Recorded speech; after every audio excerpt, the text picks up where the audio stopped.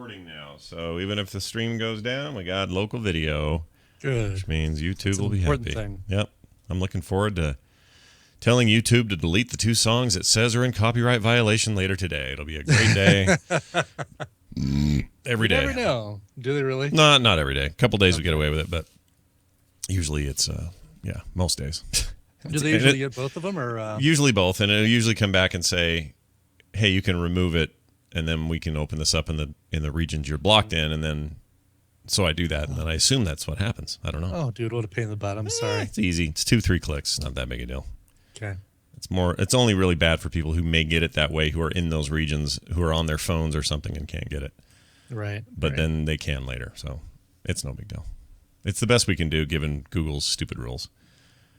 Or I come up with a better way to mute it or edit it, or I don't know. Right, of course. Yeah, I'm sure there's other ways to deal with it, but they all suck. Right now, yeah, they suck. They suck. All right, here goes. We are ready. We are recording. It begins in 3, 2, 1.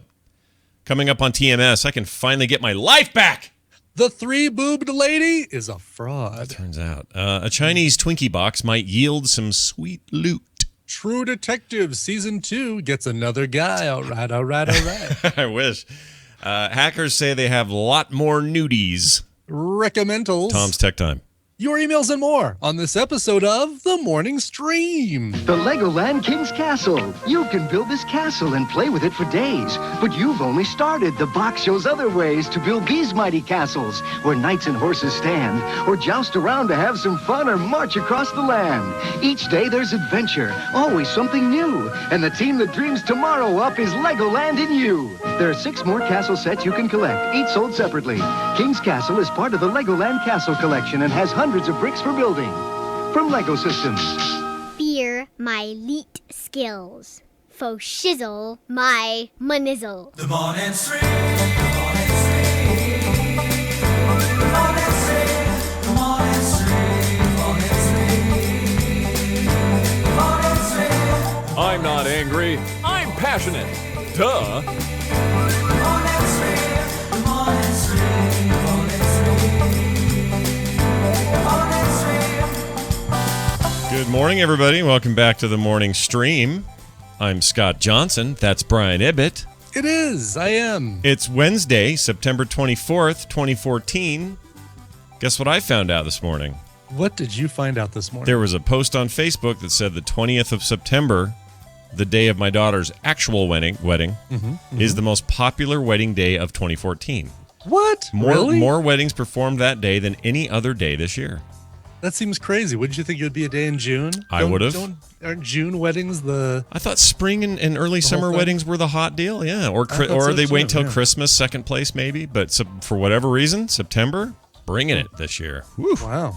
And that's, a week after my anniversary. So, a lot of people married right around the same time. Jeff Kanata got married, friend of the program. A good fall wedding. Yeah. Bashiok at Blizzard got married that same day. And, I know a lot of... Ryan Murphy, our very own tadpooler, married that weekend. Upper Murphy? Yes. What's your name, son? So anyway, listen, dude, I am coming off the second wedding, the thing yesterday. This was basically, the thing you've been kind of waiting for to be complete. Was kind of complete. Yeah. Saturday. Half complete, yeah. Half complete, and now it's fully complete. Now Achievement it's unlocked. The full Monty, yeah. It's like I did wing 1 of a raid, and I did the final wing yesterday. It's like Saturday was wings 1 through 3 of the raid. Yeah. Last night was the final wing, but it had the final boss. Yeah, and I'm still wiping, if you know what I mean. I don't know what you mean. I'm not going to explain. So, we did the split up thing, and I gotta say, I highly recommend this. It's the first time I've ever been to or been involved in a wedding that did the split thing, where it was Saturday and then a break and then some other day. I kind of recommend it. It was kind of nice to have the chunk of time between, and I could still sort of keep everything burning the way I needed to, and it wasn't such a burnout on one day. And by the end of a single day kind of event like that, you're about ready to just die, but this was nice to have it in 2 chunks. That being said, I'm still pooped. Last night was hard, and there was dancing, and there was, a little more raucous sort of event, and I was super tired when I got home, and the kids came over, meaning Taylor and Dylan, and opened a bunch of their stuff. And man, what a spoiled generation this is. Let me tell you, dude. When I got married, quite literally, when I left the wedding in my car that someone put a smoke bomb in. Yeah. Oh, really? Yeah. Yeah, one of those little cherry smoke bombs, the colored ones. Prank the father of the bride. Hey, congratulations. Here's some carcinogens that will likely give you cancer 50 years from now, and you won't be able to see shit, and it'll be cold out that night, and all the cookies on the front windshield are smearing all over the place, and you're going to be basically a driving hazard for the next 3 hours. Oh, my God. Happy marriage, everyone. Anyway, I don't want to complain because it was a good time, and I survived. But the point is that we walked away with, Brian, and I'm not kidding, and I know people use literally pretty liberally these days, a literal. Oh, yeah. But we literally had $50 to our name when we left. That's all we had. And we even stopped at a hotel on our way to the cabin that we had all reserved for our honeymoon, and had to, because we were so tired. So we stayed at this Best Western, whose one room night was $65. And I said to the lady, well, I've only got $50. And she goes, can you do for me? And she goes, oh, well, tell me what's going on. I said, we just got married tonight. Oh, well, then I'm going to give you the wedding discount. Just give me what you have, and that'll be fine. So we gave her all the money to our name. Oh, $50. I mean, we may have a little cash here and there that we use for like groceries or whatever. But it was really, I mean, we were seriously destitute. These two come home last night, and they open all these envelopes they got, right? Just rip. Right. Walked away with $1,300 in cash from just random people. Dude gave 20, and my brother-in-law gave 100 for some crazy reason. One of those nice new Benjamin Franklin looking 100s with the weird strip and the holographic deal. And yeah, it's not that newfangled. It's been around for a couple of years. Yeah, but it looks like Canadian money. It weirds me out. It's like all cyborg. It's like half money, half robot. I know. It feels like it's new Detroit, dude. I'm in some kind of weird pseudo future, and all our money looks weird. But anyway, because I don't see that very often, nor do I see 100s very often. That's kind of a rare. Yeah, that's kind of a rarity. Rare currency. But anyway, you know what? Whatever. I'm happy for him. That's awesome. All that cash is great. And all I could think of was, some of that could have paid for those $300 box of sparklers we used when you left. You had to have your hipster sparklers, instead of rice, like they did. That's cool. Brian, I could have bought a big giant bag, a jumbo bag of rice, enough rice to feed a family of 50 Chinese people. I could have bought one, and it would have been about $10, and we'd have thrown that rice at them. But no, we had to buy $300 specially made wedding sparklers that were extra long and extra burny. By the way, don't light like somebody is making a killing on those. Abso-freaking-lutely. If I'd have had more to do with that decision. Special wedding sparklers that are extra long and extra burny. Yeah, it sucked. I was pissed. Anyway, because they once they're burned, they're done. They're not good for jack shit after that. Oh yeah, no. You got a pile of ash is what you got. You can build a rickety bad like chicken coop or something out of all that wire, but that's it. And what's funny though is my brother-in-law decides. So I'm thinking, well, there's no way that there are 300 people here at the end of this night to hold them. So I'll have some of these extra. We'll save them for the 4th, right? No, I look down the line there. My brother-in-law is taking it upon himself, Devin. He's taking it upon himself to take about 25 in his hand and light them all on fire at once. Oh my God! And what I experienced in that visual, sounds like an OSHA hazard. Actually. Dude, it was like watching Adam Savage play around with thermite. It was like. You could probably weld something with 25 sparklers. I bet you could. It was intense. And he burned his hand too, so it was like kind of scary there for a minute. Geez. I'm like, well, that's your fault, A, and B, I think you just burned about $100 or something. Right. So I'm looking at that 1,300 and going, hey, how about that's 1,000 and you give me 300 for those damn sparklers? I was being all cheap old man last night, but anyway. Yeah, of course. They're happy. Everyone's great. Were you keeping an eye out for crashers who were going to come in and take one of your wedding gifts and take it to another wedding? I have to admit, I thought about it for a second. It didn't happen, as far as I know. I wasn't able to keep complete and total eye watch on what was going on. But as far as I know, nobody pulled what I would have done in high school. I think part of the advantage was we were in a kind of the place we were in was kind of out of the way, it's like a golf course type. Reception center, golf club kind of place, and it would be hard for a bunch of dumb kids to just randomly go there. So Right, it'd be very obvious if they just showed up. yeah, in our case, when I was doing that when I was 16, we went downtown to like 4 or 5 actual wedding reception places that were all within driving distance, blocks from each other. I mean, we knew how to be super jerks, and so we did what we had to do. We did the business, Brian. If you'd have been there, we'd have been laughing together. Today, we'd mourn it, but then it was awesome. Anyway, so it was a really good time. It wasn't all $300 being spent. It was like it was nice. We had the Cold Stone Creamery thing. Turned out to be brilliant to have them cater it. Having them cater, that's awesome. It was awesome. Oh my gosh, these giant like waffle cones just everywhere, and everybody just eating the coolest ice cream. And there's a bunch of that left over that we got to keep. So we'll hang on to that for a rainy day. Yeah, it went good. The dance was great. There wasn't a ton of bawling because there was so much energy in that room that you kind of didn't, feel like it at that point. And I stepped on her train a lot, so that was hard to get emotional while you're stepping on her train. Right. Because that thing was in the way. That's what they call it, a train. Yeah, of course. Yeah, the Whatever. strip of cloth that follows behind a bride. Yeah. Were you saying it's going to be so hard to let you go and you're standing on a train? Yeah, I said, I just can't get off your dress is what I'm translating that to. But anyway, I wore stupid sneakers for fun, and she thought that was cute, so I had no problem with it. I got a few looks from some strange adults.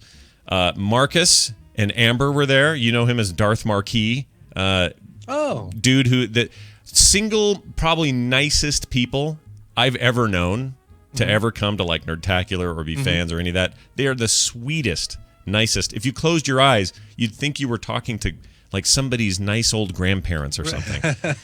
But when you see them, you're pretty sure that other people in Marilyn Manson's band might have shown up.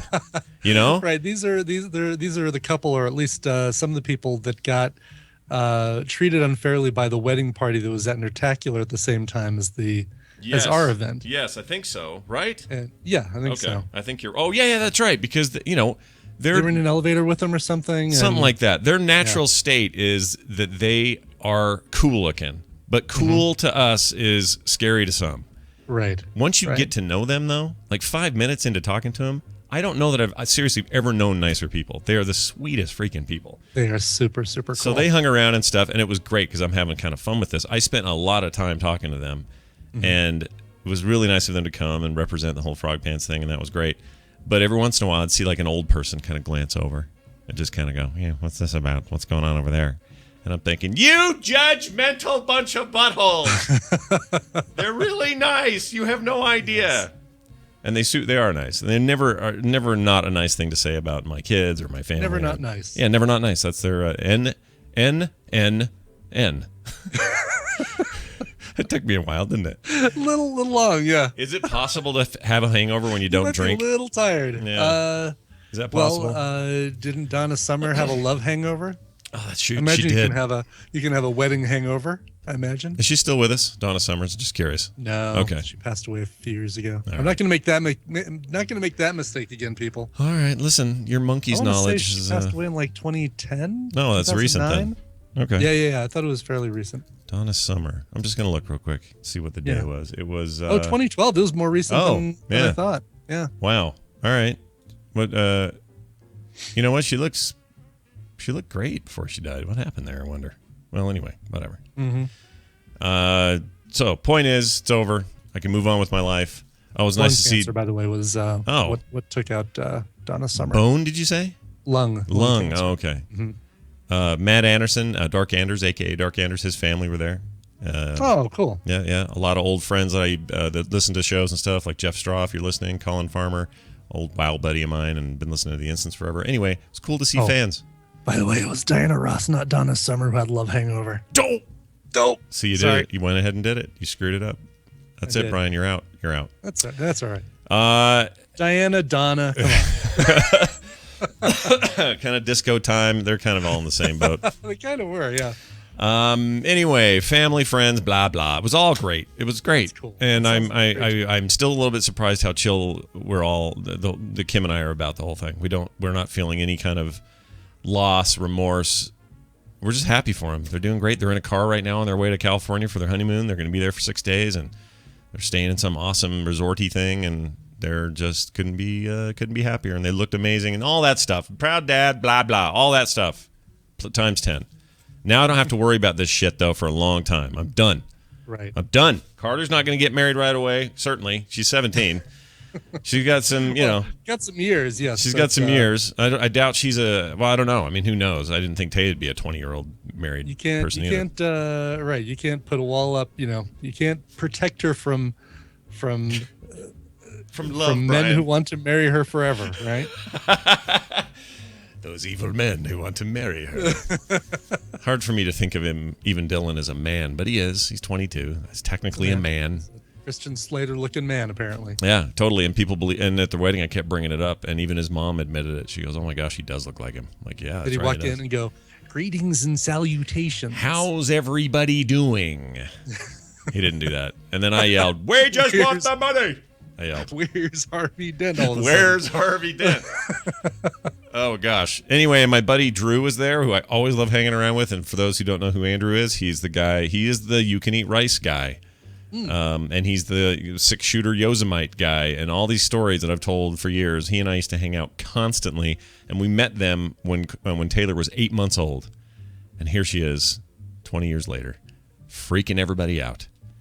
Good times. Good times. Wow. And huge, by the way, I don't know how many of them are listening, but huge thanks to so many producers and Frog Panthers who sent her so much of like the registry stuff, like the big ticket items too, microwaves and freaking like all mattresses and hammocks. Freaking Jury sent us a hammock. Justin Robert Young, Brian. Oh my God, a hammock. Sent him and Ashley sent a hammock. Like, what world do I live in where Jury sends me a hammock for anything? Well, not technically me. It was for Taylor. But, yeah, they got a hammock out of Jury. That's awesome. It's great that they register for a hammock, too. I know, right? That part was pretty good. So, anyway, I guess that's all I have to say about it. There was no time for Mendoza. There was no me time yesterday. That's okay. That's not what a day wasn't for me. It was for other people. No, exactly. It wasn't supposed to be for you, so there you go. That's right. And by the way, that thing at the top of the show, that was Taylor when she was little. If you want to hear a tribute, really? If you want to hear a tribute to her, I did a Diary of a Cartoonist episode that is all about her, and there's old interviews, me talking to her, featuring things like, here, I'll play some of this for you just for fun. Hold on. That one, and let's try that. Okay, check this out. You ready? Mm-hmm. Here you go. Yeah, Sam doesn't like cats. Why is that? Because the cat ran away. The Wrath of Khan is the best Star Trek movie ever. PC suck. Macintosh rule. All your base are belong to us. I mean, she was probably, Wow. I don't know how old she was there. She was probably, 3, 4. Oh, no, Wow. 3 in that first one, and then probably 8 or 9 in those newer ones. I was training her young, as you can tell. Yes, exactly. Anyway, I'm just really proud of her, and it's all good. And now I will stop talking about weddings and children and all that stuff. It's time to talk about farts and Star Trek. You'll probably stop talking about weddings, but it's not like you're out of the woods for children. No, I got 2 more, dude. No. Oh, you mean grandkids? Is that what you mean? That's what I'm talking Oh, about. good Yes, Lord. Exactly. Well, they have, if he's serious about... Grandpa Johnson. If he's serious about med school, and if she's serious about what she has planned for what she's still doing in college and stuff, I think it'll be a while. I don't think that's anything we're going to see in the next year or 2 years. Know. You do never know. One little slip and we're all hosed, if you know what I'm saying. And I don't like... I think I know what you're saying. I think I know what you're insinuating. Yeah, the hose part probably gave it away. All right, we're gonna call Daryl and talk to him about what it means to know that your kids are now having copious amounts of coitus. Oh, God. I know, right? That's probably not the first thing you want to think of. Probably not. I don't want to think about it ever again.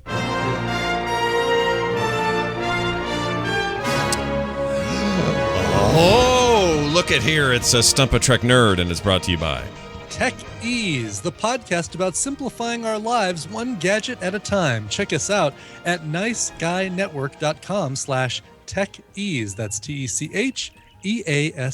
Well, I like the sound of that. Yes. Daryl Skeelsy on the line.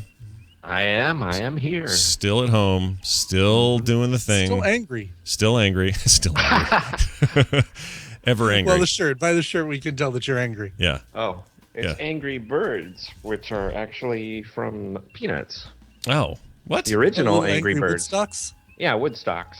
Oh, they're a bunch of Woodstocks. Are they going, I? Yeah. They look like mustard stains, which would make you angry. That's what I thought that was. But what do I know?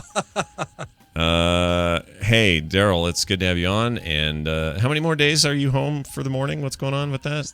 Through the week, right? Through the end of the week? Yeah, through the week. All right, Yep. next week, Daryl will be on his normal cubicle phone with strange business meetings happening all around him. It'll be fantastic.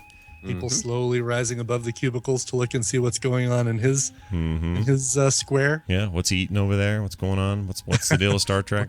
What's a Tetranki? Yeah. Now that rumor's floating around the office. Daryl's eating trick-hankies, and we don't even know what the hell they are. Well, it's good to have you home and here and doing this. He is the Trump. He is Donald Trump. And he's here to talk about Star Trek trivia. He's really good at these questions, so that's why we asked them. We've been doing it since the beginning, so sit down and relax, and here it is. Here's your Star Trek question. What episode does this clip come from? Are you ready? Mm-hmm. Here goes. Captain Kirk. What is it now? I have been instructed to place you and Mr. Spock under arrest. By whose order? Starfleet Command, sir. Where did you hear this order, Hanson? Listen to me. This order is false. I want you and your men to return to the stations. I'm sorry, Captain, but I must insist you and Mr. Spock come with me to the detention section. Ensign, listen to me. Do not force me to kill you, sir. I will, if I have to. Jeez, the detentions section. Come with me to the detention section. The detention department. Yeah. Wasn't there an engineering department clip that we played? There was, yes. I'm going to find that. Engineering. Here we go. Right here. Captain to engineering department. Oh, good Lord. All right, so there's your clip, and your options are the following. A, Mirror, Mirror. B, And the Children Shall Lead. C, Day of the Dove. Or D, By Any Other Name. So Mirror, Mirror. Okay. And the Children Shall Lead. Day of the Dove. By Any Other Name is your fourth option there. And Daryl's going to... No hands. No hands. You cheater accusers. Why do people... I would never accuse Daryl of cheating. Wow. Well, who's doing that, jerks? You shouldn't accuse him of anything. If you can accuse Daryl of anything, it's just that got a mustard-stained shirt on it with Angry Birds on there. Are you hungry? Aren't you hungry? What's a foodie? We are going to continue now with another Daniel and his bag of goodies here. I don't know if you guys have any... do we want to keep through the Trichankies until they're gone? Well, it depends on Daryl, what do you have with you? Yeah, what'd you bring? I have the bag of tankies and everything else that was in there. All right. We could do like a balatone or a poche or... Let's do the boche just to break things up. Are you cool with that? It's the big green one that says boche sargaca baracus cascascus on the front. And there's like a peach, a cookie. Holding it up to the camera. Yeah, that's it. Okay. A peach and a Ritz cracker or something. See what it tells us. Yeah, what is boche. that? Is that a Ritz? It doesn't look like a Ritz. I don't like Ritz crackers. I hate them, actually. Here we go. This comes from Hungary. Oh, it's Hungarian. No, all right. Like half of my family. This is a chocolate brand. They have different flavors. I've sent you the apricot cookies flavor. I prefer the German or Swiss chocolate, but maybe you will disagree. Okay. All right, so are you telling me this? There's different flavors that you can get. That's exactly what I'm telling you. Is that what you're saying? Okay. That's what I'm saying. It's like getting 2 bags of flavor in one. Oh, all right. Has a different flavor. All right. I have more flavor clips than I expected. All right. Wow. Let's pop this open. All right. Give it a shot. Apricot and Ritz cracker flavor. I didn't know. Is Hungary known for their chocolate prowess, or are they not one of the... They're all in that same general Europe area where chocolate is good. And is also the origin of the word Hungary, does it come from... Because it's Hungary versus Hungary, right? Hungary, yes. I just wonder if there's any connection I don't know. there. There's no connection. There's there. none at all. All right, so Hungary. I don't think so. Not even a Trek connection. Okay, well, good. I'm feeling very Hungary. All right, here we go. Let's try it. All right, right away I'm getting a fruity. Crackle fruity vibe. Yeah. It's fruity, but it's very crackle. Oh, yeah. Oh, what is that? That's excellent. Yeah, that's fantastic. Good Lord. Ooh. This may be my favorite we've done in here. Mm-hmm. What fruit is that? I can't identify it. It's a peach. Apricot. Or apricot, sorry, apricot. Oh, just like the picture on the... Yeah, just like that on there. You thought that was Also, a monkey butthole, is what you thought that was. What, Brian? Also, just like I said a minute ago. Oh, did you? What, you said apricot, right? Yeah. Yeah. I kept saying peach. I'm looking at so in the back, they give you the calorie, what they call energy. Not just for one bar or for like one little square, but if you decide to eat the entire bar. Yeah. Like a crazy So person. instead of saying, this is one serving size, we're going to say, we realize that one serving size to some people is the entire bar. Wow. Look at Hungry, man. Broadening our horizons. By the way, that little image of the apricot on the front that looks like a peach, Nicolas Cage could eat one of those for hours. He can and will and does and did. So, Daryl, good job on the eating there. How about a birthday? We got anybody to help celebrate their little time on this earth? Yes, we do. That would be John Logan. He's 53 today. He wrote the screenplay for Star Trek Nemesis. Oh, I'm still one of those people who regards Nemesis quite highly. I like Nemesis a lot, partially because I think Tom Hardy's amazing in it, and his helper man, alien dude, played by Ron Perlman, is awesome. And you never even know it's him with that makeup. It's just wicked makeup. Yeah. And they kill a bunch of Romulans in the stupid padded shoulder outfits, and that's a good thing anytime that happens. So it's really a good Star Trek movie. I don't know why people have such a hard time with it. I think it's strong. I'd put it right up there with my top probably 4 Trek movies. In fact, I'd probably say, okay, here's my list. You ready? Here's my list. Wrath of Khan, number 1. First Contact, number 2.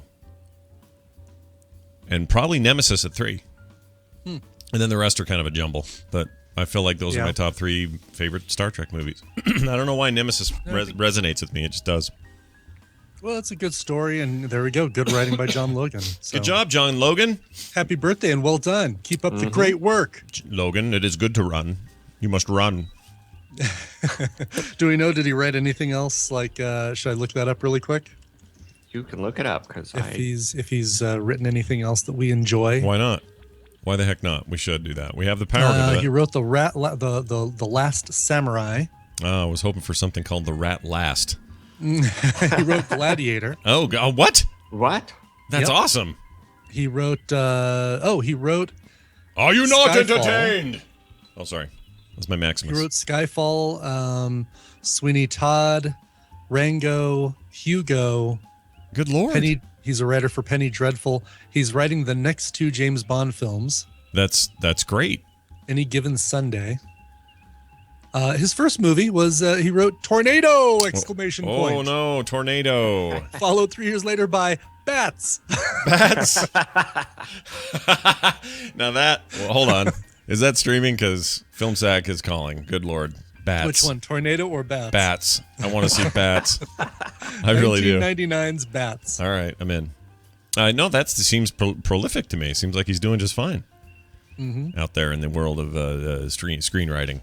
Genetically mutated bats escape, and it's up to a bat expert and the local sheriff to stop them. Starring Lou Diamond Phillips. Yes. And Dina Meyer. Yes. Oh, why aren't we watching this for Film Sack? See what I mean? Lou Diamond Phillips. Was that before or after Nemesis? Before. That's before, because that's 99. Yep, Nemesis 1999, was 2000. What was 2000? Nemesis was 2002. 2. Okay. Yeah. I remember it came out.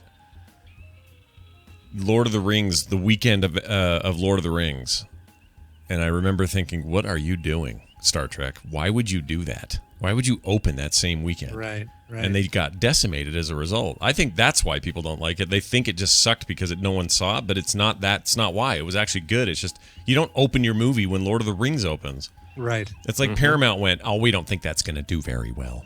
What can we put up against Star Wars Episode 7? Yeah, what do you think it... Because something will open then. Well, something has to, right? Yeah, what... It's gonna be some, like some Ray Charles biopic or something like that. That there has to be something that nobody who wants to see Star Wars is going to want to see, and nobody who sees that is going to want to see Star Wars. Exactly. It was scheduled to be Star Trek, but they moved it. Oh, really? Wow. Yeah. I didn't know that. Really? Bats is not streaming. Oh, And Netflix's best guess for me, 1.1 stars. great. It must be real bad. It's probably real bad. really Not a bad, good yeah. time for Lou Diamond Phillips. No. Although he's great in freaking Guns? no, the thing that's on now that just got canceled by A&E and everyone's up in arms about it. Oh, Yeah, the Longmire. sheriff one. Longmire, yeah. Yeah, that there's some rumor someone's going to pick it up, and they totally should. That show is really, really good. Katie Sackhoff, great in that. Yeah, they don't need to cancel that. A&E, you're idiots. What are you getting too much money for all your hoarder shows? Is that what's happening? You big jerks. Well, probably, yeah. All right. I'll talk about that later. I got something. You just reminded me of something. I'll bring it up later. Daniel in Atlanta, you writing that down? I'll talk about it later and then won't. You got that one? Okay. Daryl, back to the question. You got this Mirror Mirror and the Children Shall Lead, Day of the Dove, or by any other name. Which clip or which show or which episode is the owner of that clip? Well, this is. I thought it was going to be a hard one because that didn't sound familiar, but that makes it easier because I hardly ever watched that stupid episode. The one where the kids shake their fists on their hands and control the Enterprise crew. Right. Those are all it was kids doing that. If you see the video, this is what they do.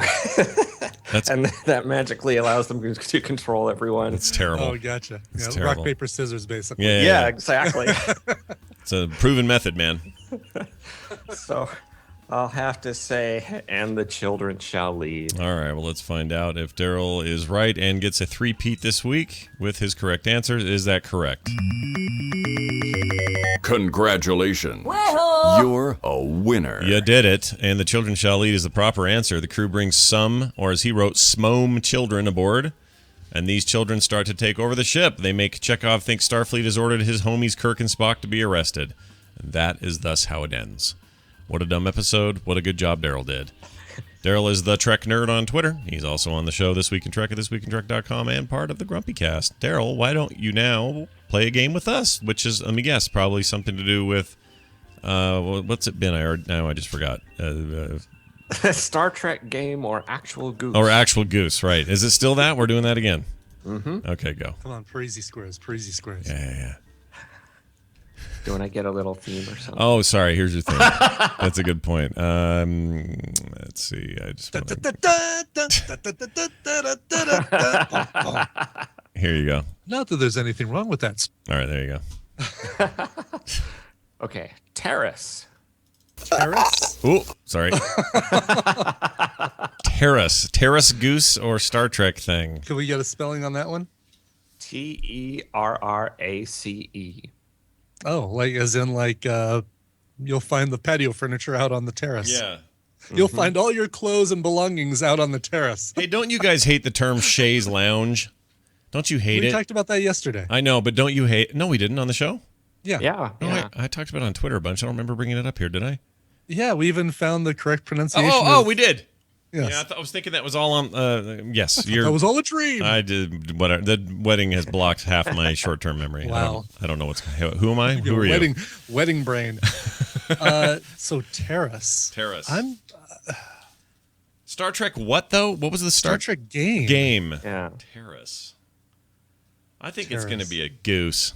I think so too, like a terrace goose or a. Because that doesn't even sound interesting on TV. Like, no. Oh, we're playing a game of Terrace, Captain. A game called Terrace. Yeah. What does it involve? Hanging out on a chair someplace.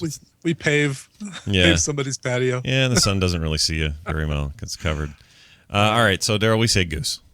Okay.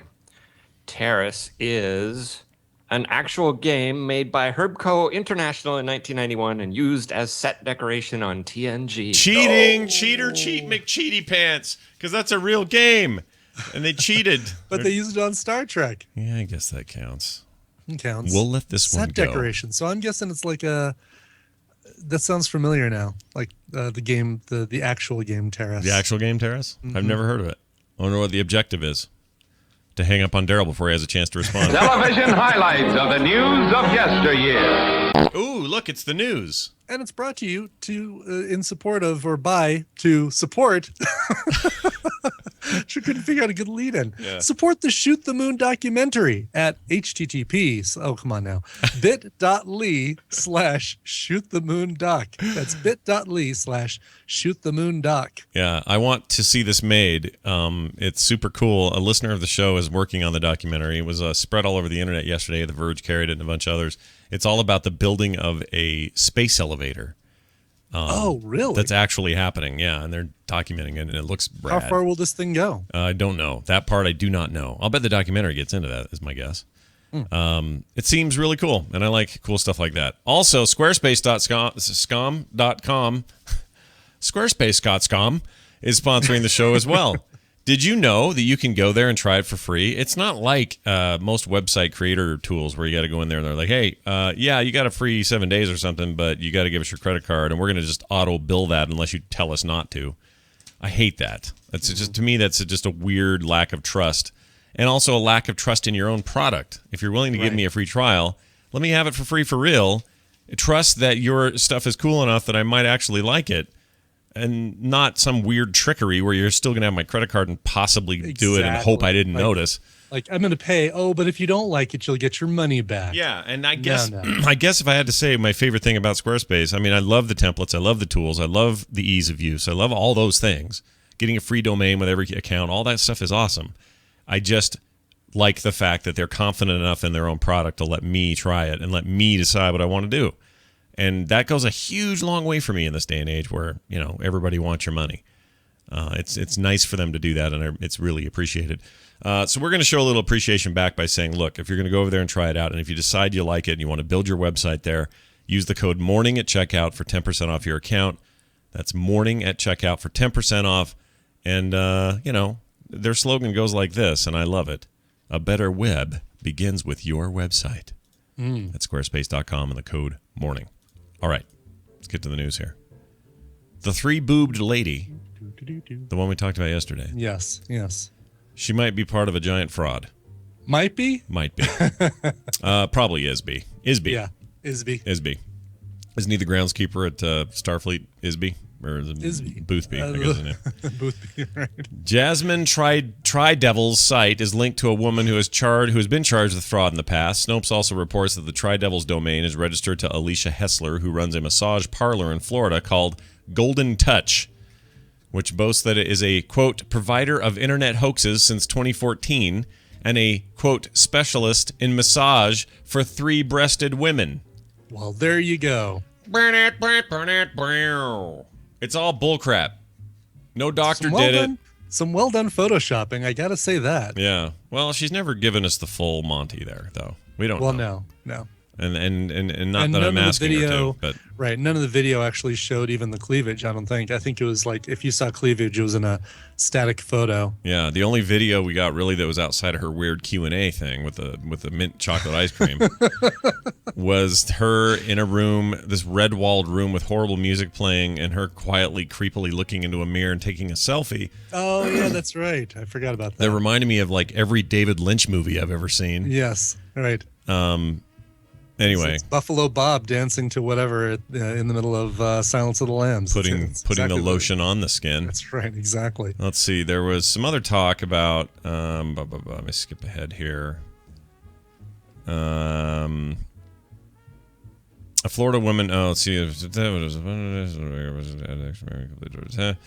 Oh, there's also some talk that it was stolen. Somebody stole the middle boob. It's all crap. We have been punked. The whole world has been punked by this dumb basically thing. She has an entire, not just like a cutlet, but like an entire boob that she can basically staple to her chest. Yeah, a cutlet. Nicely visual. Well, those are those things that that's what they're actually called. Yeah, it looks like it's all bullcrap. So yeah, we've all been fooled by this dumb idea. Mm-hmm. So you can't, fool me once. Yeah, how's the phrase go? Shame on them. I'm not going to get fooled again, is what I'm saying. Yeah, that's what you're saying. I'm with you. All right, well, there's that. iPhone 6s and iPhone 6 Plus units. Sorry, Richard, to get a little story here for you. But you know what? This is actually I want to... Well, maybe I should wait for Tom for this. I want to talk to him about the bending thing.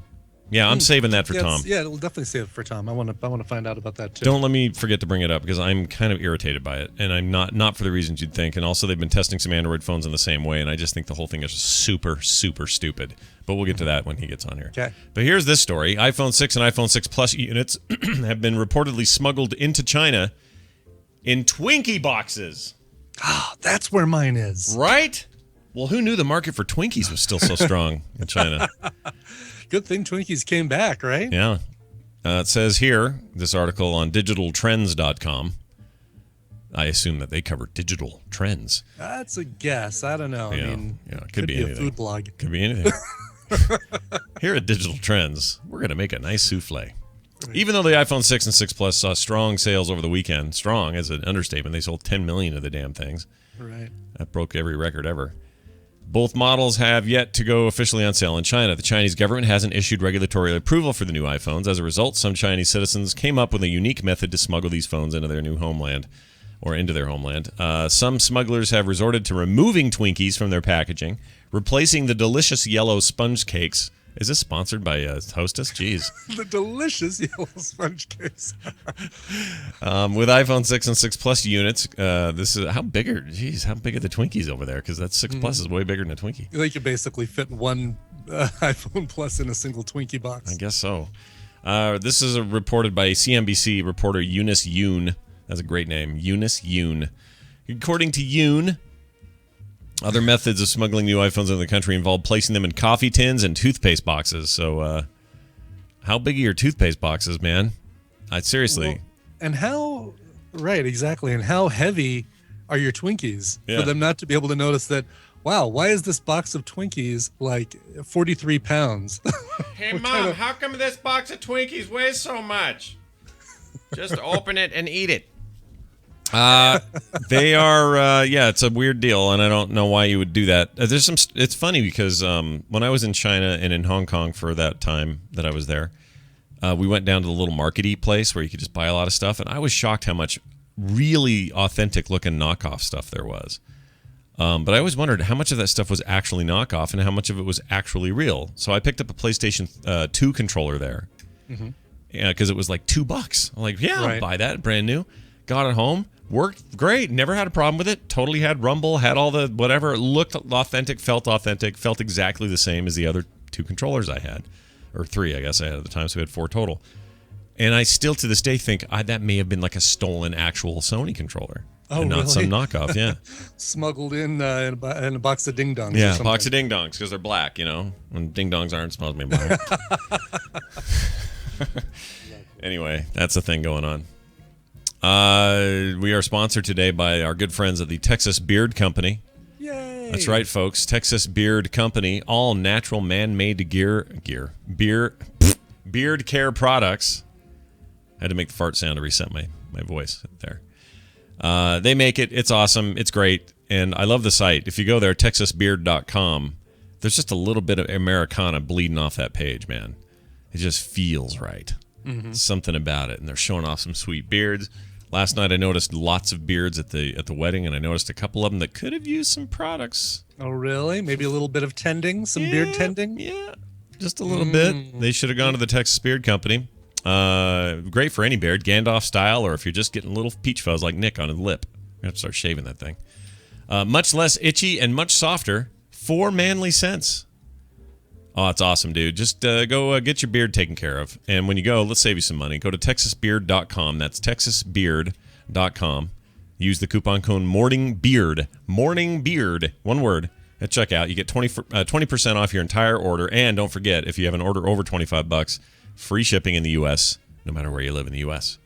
That's Morning Beard at checkout for 20% off at texasbeard.com. I recommend it. Chairman J. Parnell Thomas of New Jersey opens an inquiry into possible communist penetration of the Hollywood film industry. Oh, that song is so stupid. This part of the show is brought to you by someone. Yes, it's brought to you by the AIE Fundraiser and Gaming Marathon. This is a great thing to support.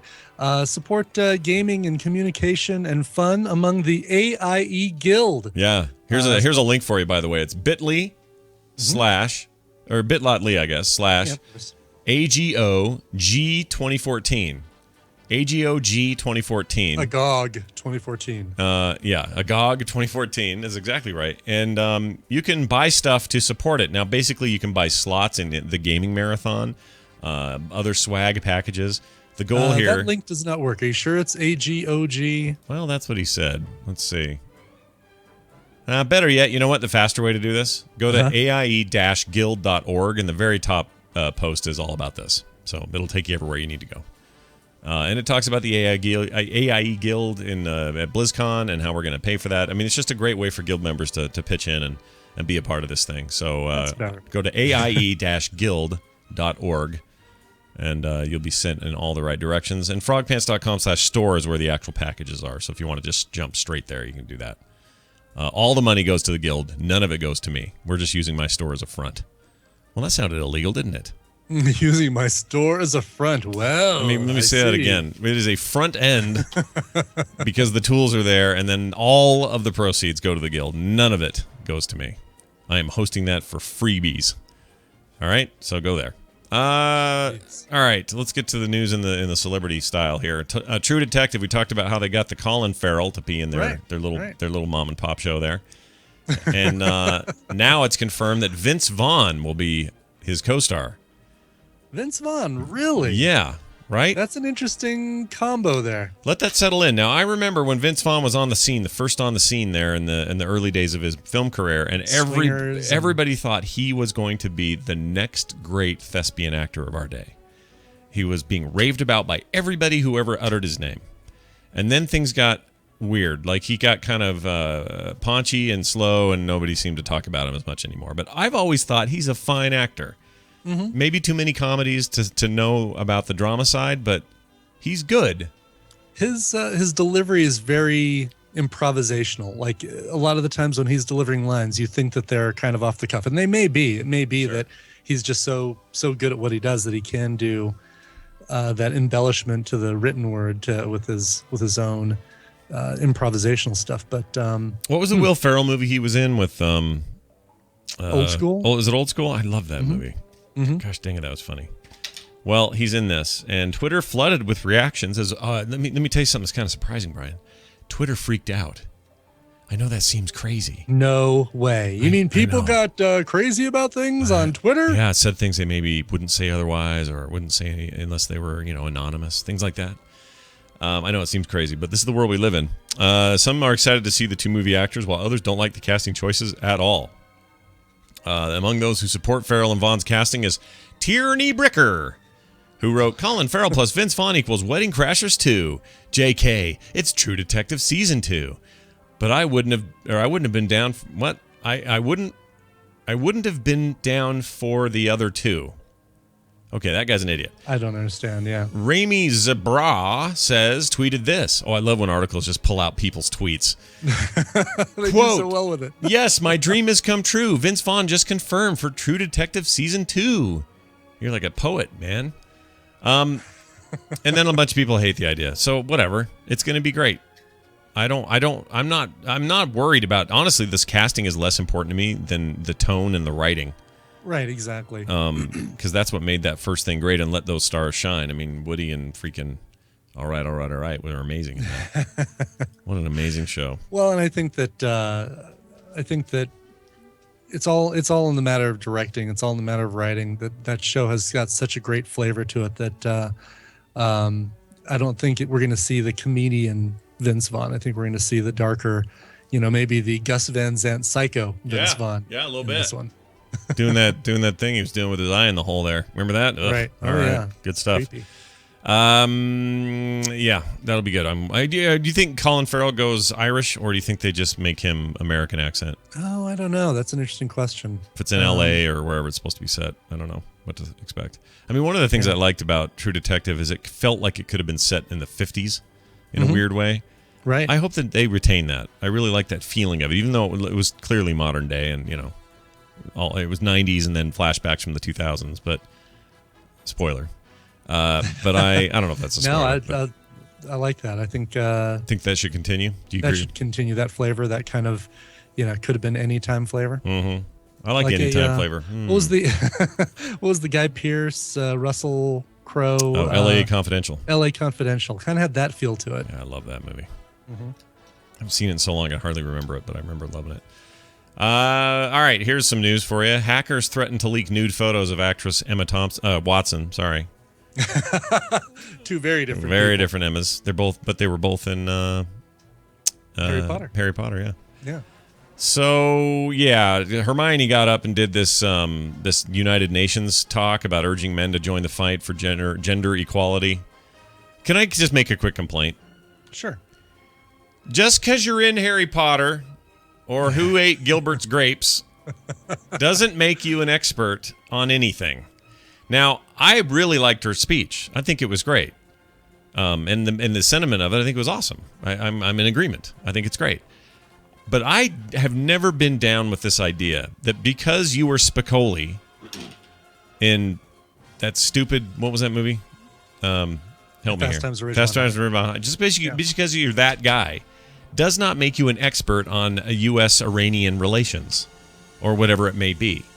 I hate that we put our actors in a place where suddenly they are great. Someone needs to argue this with me because I need to see the other side of it. Why are they qualified to be any of this thing? Well, Brian, help me with it. This is a different case because it's not like Sean Penn was personally affected, directly affected by the things that he was protesting. He was protesting, what was it? It was like, I'm trying to remember, it was treatment of people in... Maybe in Guantanamo or something. Why am I thinking like Nepal? Like there was some Nepali thing that he was... Could have been, because didn't he get kicked out of there? Or was that Brad Pitt? I can't remember. But Emma Watson is directly affected by this. This was her privacy that was violated. Now, well, no. Hold on, though. But the thing is, this has nothing to do with that, though. This is just her being invited to come talk about it. She hasn't had any nude photos released. This is all after the fact. Oh, gotcha. So this isn't her getting up and saying gender equality because they stole my naked photos. And before we go any further, this is a viral fake story, viral hoax thing. Let me give you a link. Oh, that's not good. Emma Watson nude photo threat was a marketing stunt to shut down 4chan. Oh, really? I'm putting in Skype. Yeah. A marketing stunt? A marketing stunt to shut down 4chan. All right, let's take this. Oh yeah, you're right. Shut down 4chan. Okay, so there is no threat of a nude photo leak. All right, fine. So that is no longer a story. I'm down. I'm cool with that. Yeah.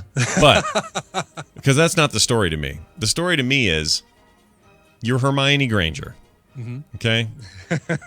Or you're, more importantly, she's not the only one that spoke at the UN. You got, what's his name? Leonardo DiCaprio up there with his horrible beard. That's a side note. He needs to go to texasbeard.com. Right. That thing is awful. But what is it that qualifies him to speak at the UN? That's where my issue is here. Yeah, I could see that. Well, they're great actors. I enjoy them. They provide hours of entertainment. But who? I don't get this thing where they are our ambassadors of light. Who would you authorize then to speak on this? Experts in the area that they're speaking on. People who know a ton about gender equality and race relations and economic this or that. They might be boring. They might be experts in things that aren't very fun to talk about, or they're not pretty people. But why? But I would still prefer that over this. Because this is I don't want to be totally naive on this.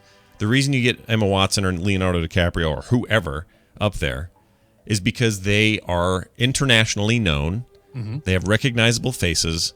They'll bring some attention to this. Yes. From people who normally wouldn't give it the time of day. And maybe my cynicism is dented a bit with that, because that is actually, I guess, if you got to get as much attention as you can, then you do what you have to do to get it, and this is maybe a way to do that. Okay, sure. I will concede that. But I don't get the whole, Spicoli is going to save us. I just don't get it. He's just another guy. Dude, they're all taking a dump at once a day or so. They're all putting their pants on the same way as we do. They're just people that happen to be actors, and therefore, at the UN, Brian, that's like saying, hey, Brian, you're on a popular music podcast. We'd like you to host the Grammys. Well, at least that part's kind of connected. That part's connected, sure.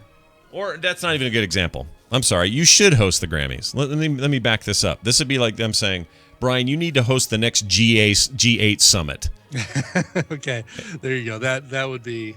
Yeah. That would. I see what you're saying. Chairman Ibbett now yields the floor to the gentleman from Japan. It doesn't make any. This is not. I hope what I'm saying makes sense. And if people really want to defend this, email us themorningstream@gmail.com because I don't understand it. Well, when Fox kind of sums up, actually more eloquently explains what I was trying to say. Having someone famous speak on a subject brings more attention to the subject. People tend to listen to a famous person more than an expert would. Or more than they would an expert. Oftentimes, experts are not necessarily good speakers, and it's the same reason you get someone famous to do a commercial. Right. I guess I could Makes see sense. that. Yeah. I guess I could see that, but it still bugs me. All right. Well, enough of that.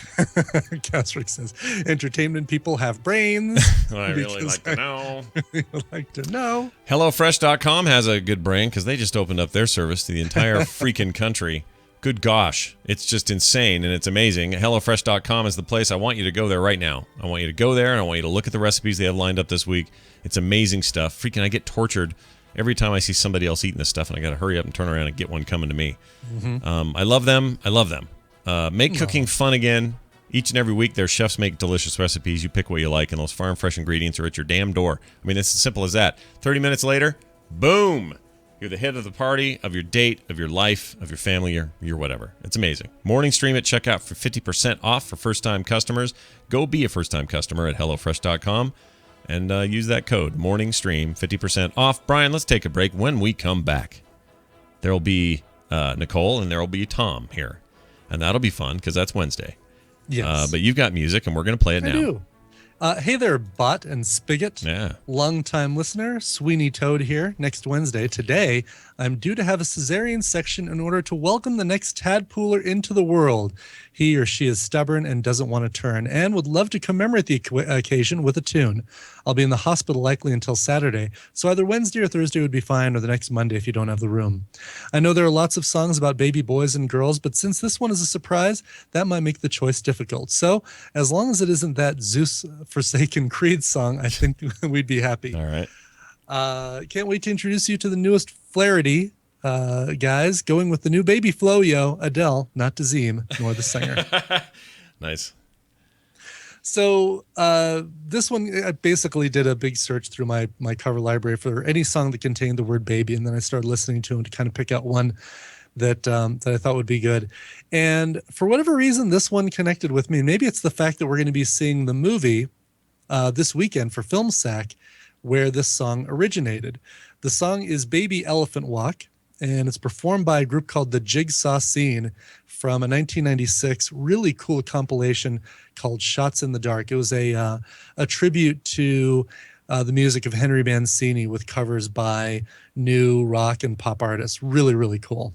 Definitely worth picking up. Right. A lot of great instrumentals on there, and I think Rose McGowan, if I'm remembering the album cover correctly, was like a really early photo session with Rose McGowan. Oh, weird. One leg Machine Gun McGowan. Yes, exactly. All right, got her. Anyway, originally from the movie Hatari, which we're going to be watching for Film Sack, here is Baby Elephant Walk from the Jigsaw Scene. Maybe you could listen to this and play some Crazy Climber. Sounds good to me. Oh, don't remind me. I love that game. There it is then. By the way, that should be on a Vita because the Vita's got the two sticks. What the hell are we doing here? Perfect. That would be a perfect Vita game. Yeah. Why not? Why is that not happening, Sony? Get on that. Also, I'd play a new Wipeout game if you gave me one. All right, here it is. Baby Elephant Walk. We'll be back in a minute. Stay tuned.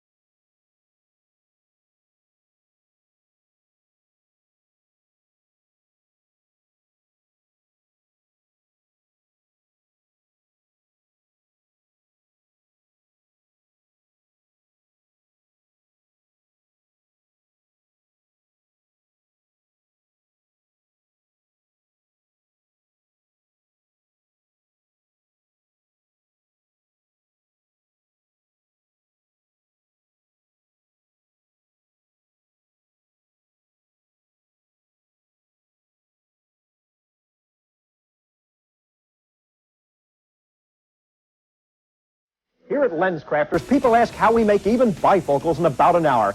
Simple. Instead of sending to a faraway lab, we custom grind lenses right in the store.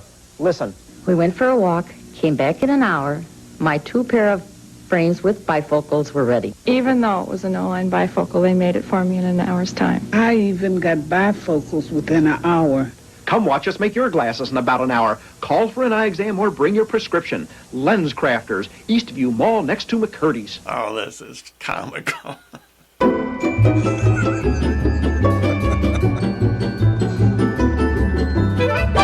The sensation of Europe, now made in America by Samsonite. This is the Morning Stream.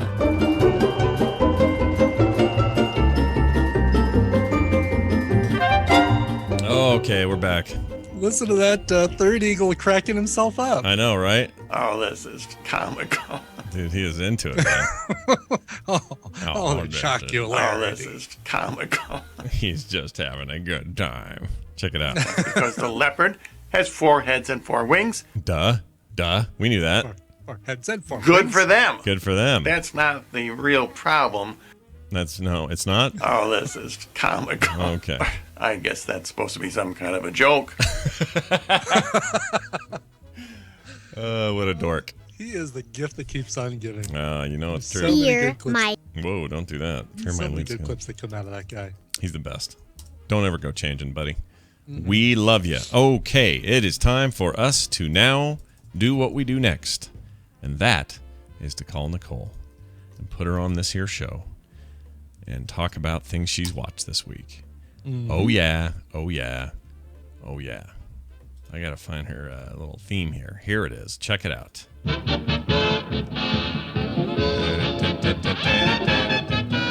Ladies and gentlemen, sidle on up to the bar and welcoming Nicole to the welcoming show that we're on right now. Hi, Nicole. Welcome. It's so nice to see you. My favorite Wednesday thing ever is having Nicole and Tom on. It's just a good thing for a Wednesday. It's good to have you on. How are you anyway? Oh, not too bad. Yeah, good.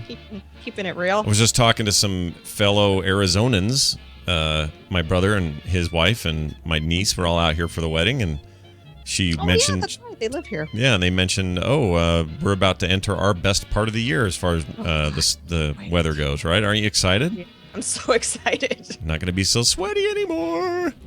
Humid, monsoons are gone. Yeah. How long does this season last? Like this perfect time to be in Arizona last? About 9 months. Oh, really? Okay, so it's through the winter. Nice. So their winter is our awesome. It's their. Well, I don't know what I'm trying to say. They have a better winter than we do. That's what I'm trying to say. Yeah. Our winter sucks. Giant horse butts. Nicole. Down. Yes, indeed. Hey, it's good to have you on. And by the way, Taylor, on their way out, was screaming from her car yesterday. Tell Nicole I said thank you for all the rad stuff. Oh, you're welcome, You Taylor. were beyond generous. My I gosh. really wanted to go, but stuff's going on with work and things. So I just applied, the airline ticket. It was brilliant. That was so nice. My gosh, you just made them so freaking happy. Oh, so good. Big thank you for that, everybody. Lovely couple. They were, they got a lot to prove. They got a lot to hold up to. Gosh dang it, they got all this freaking cash and all this stuff from everybody. Sometimes you just gotta take the stuff and run. Just take it and run to California. That's right. Get started. Yeah. 2 things. Yeah.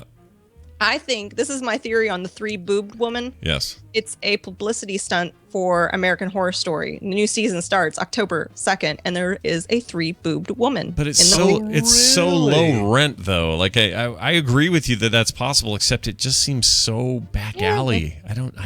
That's where they got the idea, because the previews for Freak Show have been out, and it's Angela Bassett who has the 3 boobs. I like Angela Bassett. She was great in the last season too. Yeah, she was amazing. So I love that show so much. Are you you're pretty excited then about a new season? I'm then? way excited. I've been watching every little teaser trailer they've been dropping. I still haven't seen 2nd or 3rd season. I probably should get on that. See what's what. Streaming Netflix. Was 2 good? Everyone kept saying avoid 2, but 2 I finished 2. So that was the Asylum. I think because it hits so close to home on a lot of fronts. Yeah. mean, we're not that far removed from that kind of treatment. Yeah. I mean, there was some supernatural sci-fi things that happen. Yeah. But it was more like, ugh, this is just torturous. It was. I found it easier to watch in bursts, so I would watch like 3 or 4 at a time. Yeah. And it wasn't as frustrating, or I don't know the word. And this new one's all about like people with like 3 boobs. I mean, it's like freak show. That's what it's called. It is, yeah. Is it a circus? Is it a? It's like a circus sideshow thing. Okay. Yeah, and what's her face? The main lady that usually Jessica Lange. Jessica Lange, yeah. She's running the freak show. Really? So she's like the head of. Is it a different timeline or? It's like carnival times. Oh, You know, and the she's show around Carnival? for that? Like she's I don't understand her. Is she a Time So Lord? 1940s, 19. Well, no, it's a different character every time. She doesn't play the same character in every season. It's like same actors. I didn't know that. They take everybody, all the actors, put them in a big box, shuffle them around a little bit, and then give them new parts. Well, except for some of the main ones, right? Like she's the No, consistent. they're always different. They're always different. So Dermot There are no McRolney's not in it, or Dermot No, McDermott. He only did Murder House first season. Right, he burned his Not wiener gonna on say. the stove. That's the one. Right. Well, I guess I haven't seen season 2. Would have cleared this up for me, I suppose. So maybe I should That's watch why it. this show is so interesting, because you will, if you started at the beginning, you will get a final at the end of the season. They only do 1 season, so it's a very start and stop kind of storyline, which is really nice. Yeah. Well, I want to check it out. I'll You see what's going should. on. It looks freaky.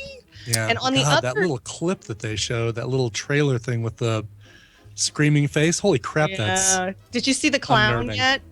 I think that's the one I'm talking about. The one with the sharp grin? teeth. The grin. Yeah. Yes. Ugh. Creepy. Anyway, Yeah. I can't wait. October 2nd. The other note, I just want to say you are smoking something with this whole Emma Watson thing. You think I'm smoking something? Well, here's the thing. It isn't. No.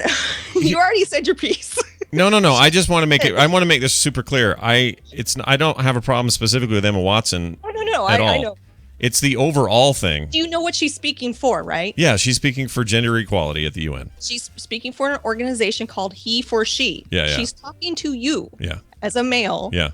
to get involved in saying we stand for just equality among all genders. Sure. No, I got that. And she's using her celebrity to get that message out. No, you're exactly right. That's exactly what's happening. She is an expert on being a woman. Yeah. Exactly. Well, she is a woman. Absolutely, she is.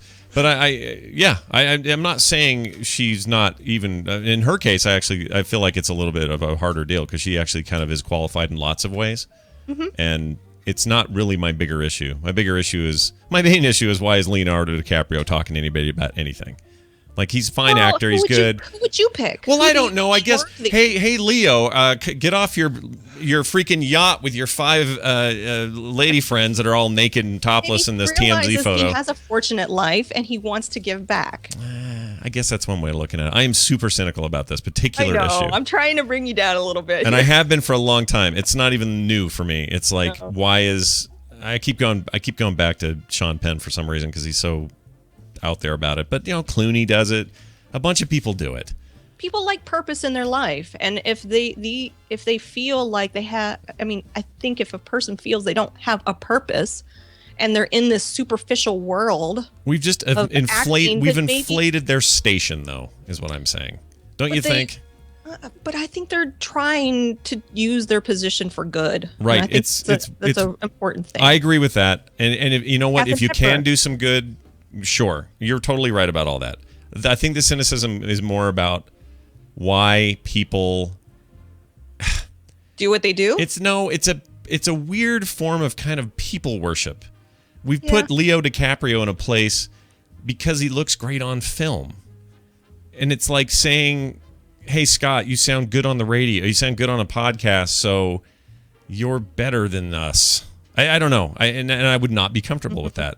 I don't like that feeling. So I don't understand it. I'm trying to get my head around the psychology of it. This is not about any specific anything, and people on Twitter are trying to make this about me not understanding gender issues. The Emma Watson thing is a MacGuffin. You're more confused about what motivates somebody to do this and why would they put themselves in a position like this. Well, less about their motivation or more about everyone else's thinking that's a great catch, you guys. Hey, guess who we got for the UN speech? Freaking Leo DiCaprio and his stupid beard. Woo!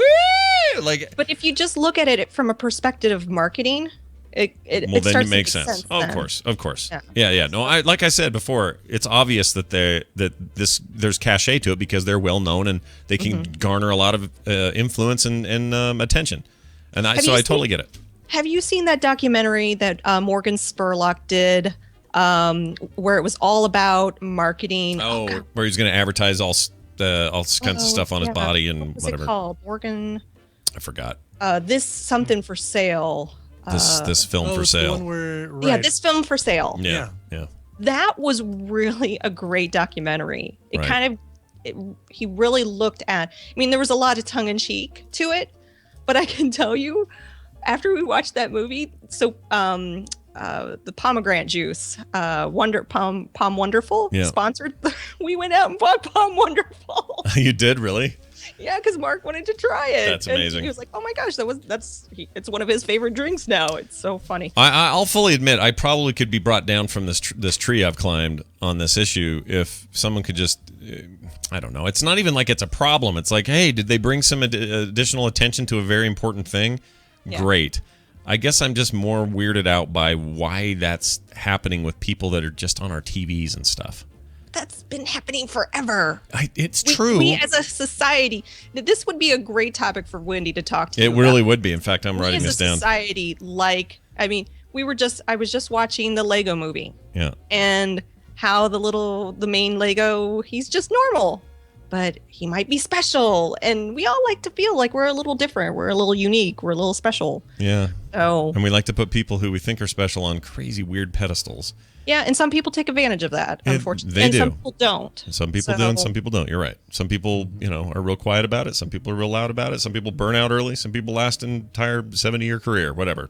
Yeah. I know there's a lot of variability to it, but I just rather like to have a conversation with somebody and not worry about what their celebrity status is. Right. And I want to see some expert get up there who maybe isn't pretty or on TV, who actually has a ton to say about a topic. And I won't say no one. Far less people will hear the message then. And that sucks about us, is what I'm saying. Yeah. That's what sucks about this. It's not about who it is or why they're doing it. For me, the issue is why are some of us way more interested in how Leo says it than some scientist who might be a little on the boring side.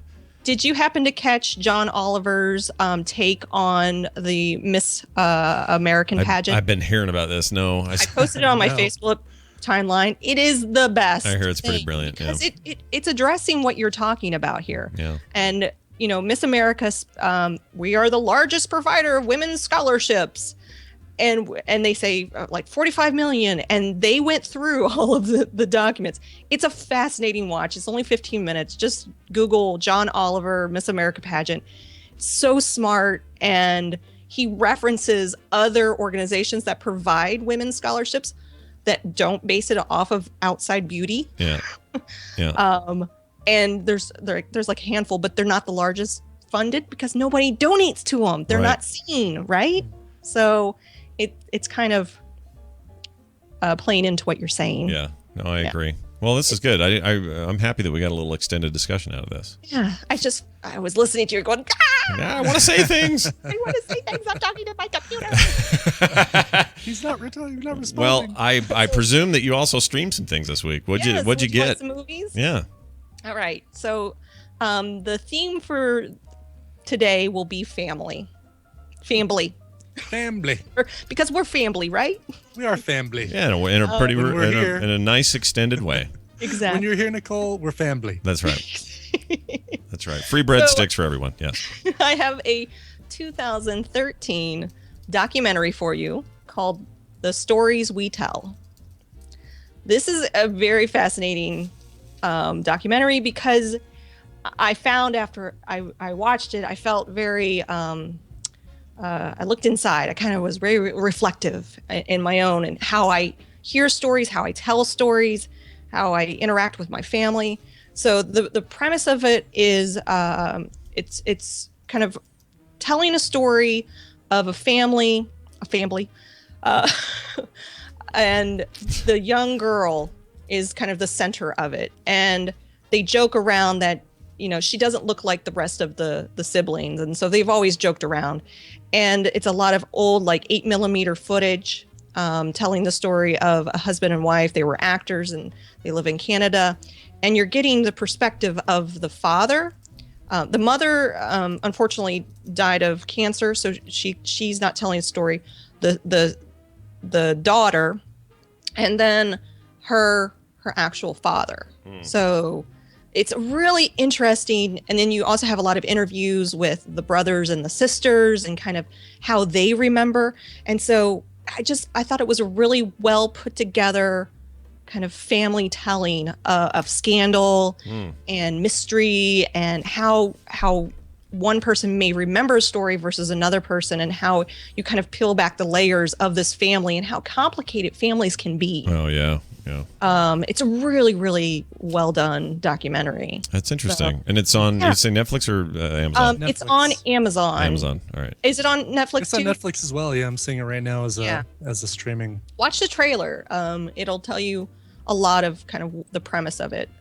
So yeah, I had seen the trailer a long time ago, and I just noticed it had come out on streaming. So I was like, oh, I wanted to watch that. And yeah, it's a interesting story. Well, So. I'm in. I like that kind of Stories we stuff. tell.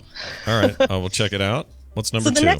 the next one is a lot less deep. Yeah, this one's a lighthearted comedy. It is the 2012 film What to Expect When You're Expecting. Oh my gosh, this is a movie I've never seen, but I want to say I remember there was a book, and I thought There is a book. for some reason I thought the movie was like not necessarily a documentary, but like No. a nonfiction. In fact, I went into this movie going, I'm not going to like it, but I'm curious about it because it looks stupid. It's a rom-com, right? It has Cameron Diaz in it, Jennifer Lopez, Elizabeth Banks, a few other people. a whopping 22% on Rotten Tomatoes for that one. Our best guess for Brian, 2.1 stars. Yeah, exactly. But I actually laughed a number of times. I mean, maybe because I've gone through pregnancy and, they're easy jokes, but, sometimes you got to laugh at that stuff. Impossibly, and this should be called Impossibly Hot for Moms with Babies, is what this should be called. This had nominees at the Razzie Awards. Right, worst supporting actress, Jennifer Lopez. Maybe because I was just expecting it to be horrible when it wasn't as bad as I thought it was. Right. Maybe that's what happened. Hey, is Jennifer Lopez not actually aging at this point? Is she just she isn't. She signed some deal with somebody? Because man, she's so pretty and so. She looks great. Yeah. She's old. I want to say she's my age, and I'm not pretty. So what's going on over there? She's got some good stuff going on. Anyway. You do have a big badonkadonk though, Scott. I so do, right? Well, I like that bass, not the treble. You know what I'm saying? I hate that song so much. You guys, I don't know if you're going to be interested in this movie, but it was just an easy, funny, stupid movie. And if you're in the mood for one of those, it's a good. There you go. My wife and daughters are all into it. They love it. So next time I'm sick on the couch and hallucinating, I will turn this on. There you go. Only hallucinating. All right, And cool. then- Number two. This is a weird sandwich of movies, but there's your meat. What's our other bun? Okay, so again, family. What family do you think of when you think of family? The Griswolds. The Simpsons. The Kardashians. When I say family, what do you think? Family.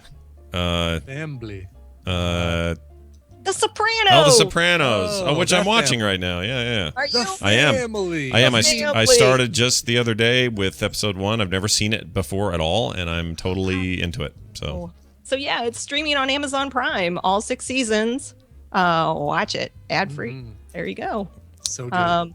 I mean, so as a new Soprano watcher, because I watched it when it was being released on HBO, I'm curious how Have you been spoiled by any of it? Because you showed, I guess it was a link that Brushwood shared on Netflix. Like Netflix put together like a spoilers. I love that thing. Is that actual Netflix or is that somebody else doing that? I couldn't tell. It's Netflix. It was Netflix. I saw that thing too. It's awesome, dude. The little chain of spoilers is like, oh no, I haven't seen that. Oh, I'm never gonna see Revenge. I'm fine with seeing that. Oh, I loved it. I really like it. It's a really cool idea. I just think it's an awesome little idea that somebody's hacking together. That makes me, you know what that did for me? That did more than just say, ooh, neat little utility. Thanks, Netflix. It said that Netflix is fostering some weird creative ideas in their company. And that is great when I see that happening. So I like when Google does stuff like that. It's like this weird little Easter eggy thing that, you didn't have to do, but somebody at their lunch hour went, wouldn't it be funny if we made just like a string of spoilers and that would be random and wouldn't that be great? And I loved it. The first one that came up for me was Primal Fear. Oh, good Lord. Like, thank goodness I've seen that. But Yeah, I no would kidding. say there was a movie that came up and they showed this spoiler. And like, I have to see this movie now. I've never seen this movie. Oh, really? Ooh. What movie was it? Mission accomplished. I can't remember, of course. Mine was the end of Crying Game. So that was weird. Oh, really? Mhm. Yeah, Oh, the Usual Suspects was the first one for me. I did like 20 of them, and Sopranos came. Or did the Sopranos come up in that? So The Maybe. Sopranos is famous for having a notoriously ambiguous ending, right? Right. So that's Yeah. probably not the spoiler they showed, right? No. I'm guessing they showed the death of a major character.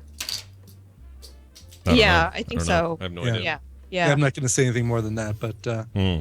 because it shouldn't be any surprise that characters will die in the Sopranos. Is it Tony's irritating kid? It's not him, is it? Oh shit! I shouldn't have asked. All right, I won't ask. Anthony? Have you heard of any of the spoilers? I Have you haven't. gone this long without knowing? I have not heard a thing. All I know is the ending of that show is difficult to describe, and nobody's quite sure what happened. And I'm totally fine with not knowing that and nothing else. So I'm going into this without knowing any of the characters' fates or anything that's going on. I've stayed completely spoiler free on this show. That's pretty impressive. Yeah. It is. Yeah. Well, yeah, I mean, it's the ending. Again, the ending. It's no Breaking Bad ending. It's no Lost ending. It is an ending, right? And it's very ambiguous. So it's not like somebody's going to say, "Oh, did you see? Do you know what happens at the end of Sopranos?" They're going to say, "Did you understand what happened at the end of Sopranos?" Right. Well, and I think it's left more to your imagination. Mm-hmm. It's Yeah. those kind of. I think there's directors out there that like to put the burden on the viewer on what they think happens. Sure. That was kind of like what happened with Snowpiercer at the end of Snowpiercer. By the way, have you read the books yet? No. No, but it did deliver. I've got the books sitting right here, as a matter of fact. So Read those books. Are you telling me to watch the show first or the books first? I forgot. Watch the movie first. Okay, I still first, need to yeah. do that. I think this weekend is finally I'm going to have time to watch it. So that's what I'll do. So, Nicole, was there any inspiration for this family topic for recommendals? I've been sitting on this topic for about 4 weeks now, and I keep Okay. thinking- Because I was going to guess that maybe over the weekend you saw This Is Where I Leave You. No. Which Jason Bateman, Tina Fey, Jane Fonda, Connie Britton, Timothy Oliphant. Really, really good. Well, I won't say really, really good. It's a good family get together kind of film. cast. Really, really good cast. I haven't even seen this movie yet. It's in theater. Dax Shepard. It is in the theaters. Came out this last weekend. Didn't do super well because I think there's some other stuff that it was up against. But very, it's above average, kind of like Home for the Holidays, that Holly Hunter thing. What'd you Very call it again? similar. What was the name? It's called This Is Where I Leave You. Oh, here it is. Yep. And it's That's I will reviewing say poorly, that- but that doesn't mean anything. Could yeah, be. and they do tend to go to the well for a lot of tropey family things. Like you'll be like, oh, yeah, I remember when they did that same kind of thing in this other movie. Right. However, everybody in there is so good that you kind of forget about that. Adam Driver, who's going to be in the next Star Wars, right? Star Wars Isn't he in is that in there. Girls show that I can't He is bear? in that Girls, Okay. yes. Oh yeah. But Raylan Givens is in it. Love him. Coach, Yeah, me too. Coach's wife from Friday Night Lights. Oh, and from Connie season Britton. 1 of the American Horror Story there. Yes. Yeah. yes. Her husband almost Rose- burned his wiener on the thing. Rose Byrne, Moira McTaggart is in there. Tina Fey, this is great. Yeah, good cast and I'm a big fan of this kind of decent movie. Family Stone style big it's exactly cast movie. what I would compare it to because it's very like all right, let's put all these characters together. Yeah. They're all a family. They're here for this one thing, this one reason that they're brought together. Jason Bateman is fantastic. Actually, Jason Bateman and Rose Byrne, their storyline is He's excellent. really impressing me with the role. Oh, he is. He's so good. Bad Words. Have you seen? No, not that yet. Not yet. The spelling bee thing? No, that's Wonderful. on my list. Watch it as soon as you can because it's a great movie. Cool. I really enjoyed it. Hey, Nicole, guess who's in Family Stone, just real quick? Who? Dermot McRolney. Just pointing that out. Makes me feel like I should be recommending Big Chill. That's yeah. cool. That's a good movie. I think this is a great selection this Streaming week. too. Oh, the Big Chill. There you go. All right. There's another recommendation. There's a fourth one. That's the dessert for today's sandwich dinner that you made. Chill. Nicole Spag, always a pleasure to hang around with. Nicole Spag on Twitter and so many other things going on. Just follow her and watch and pay attention. Recommendals. You'll find that link to the spoilers Netflix thing. It's spoilers.netflix.com. So dirty watching spoil that. yourself. Yeah, it's Yeah, awesome. me too. I love it. It's wonderful. Really well done. Nicole, have a great week. We'll talk to you soon. Bye. Bye now. All right. Oh, we forgot Quizlers. Oh, Quizlers. Hold on. Quizlers. I'm glad I didn't hit that button yet. Okay, go. Okay, here you go. Here's your Quizler. Wait, I have a theme for you. Hold on. I can't think of. Well, let's do this one. Oh, this is comical. All right, go ahead. Here you go. All right. Roman is having an okay day and bought a Coke Zero at the gas station. Raised the roof. Who gives a rat's ass? He got a Coke Zero again? Okay. Oh my God. Is this the Paul Giamatti movie where they do like this the whole wine country thing? Yeah, it does sound like what's his face though. Yeah. Oh, it's from definitely Wings. Hayden Church. Whatever. Thomas Hayden Church. Very good. Yeah. Okay. You want to play it again? Yeah, one more time. Roman is having an okay day and bought a Coke Zero at the gas station. Raised the roof. Who gives a rat's ass? He got a Coke Zero again? Whatever it is, it's a great dig at social media. Yeah. Someone's texting somebody or tweeting something. It seems like it's be newer then, and I don't know if I've seen him in anything new lately. That's what I was gonna say. I'm not 100% convinced it's Thomas Hayden Church. Yeah. Is it? Teacher in this one. He's a Is t-shirt. it bad teacher? He's a bad t-shirt.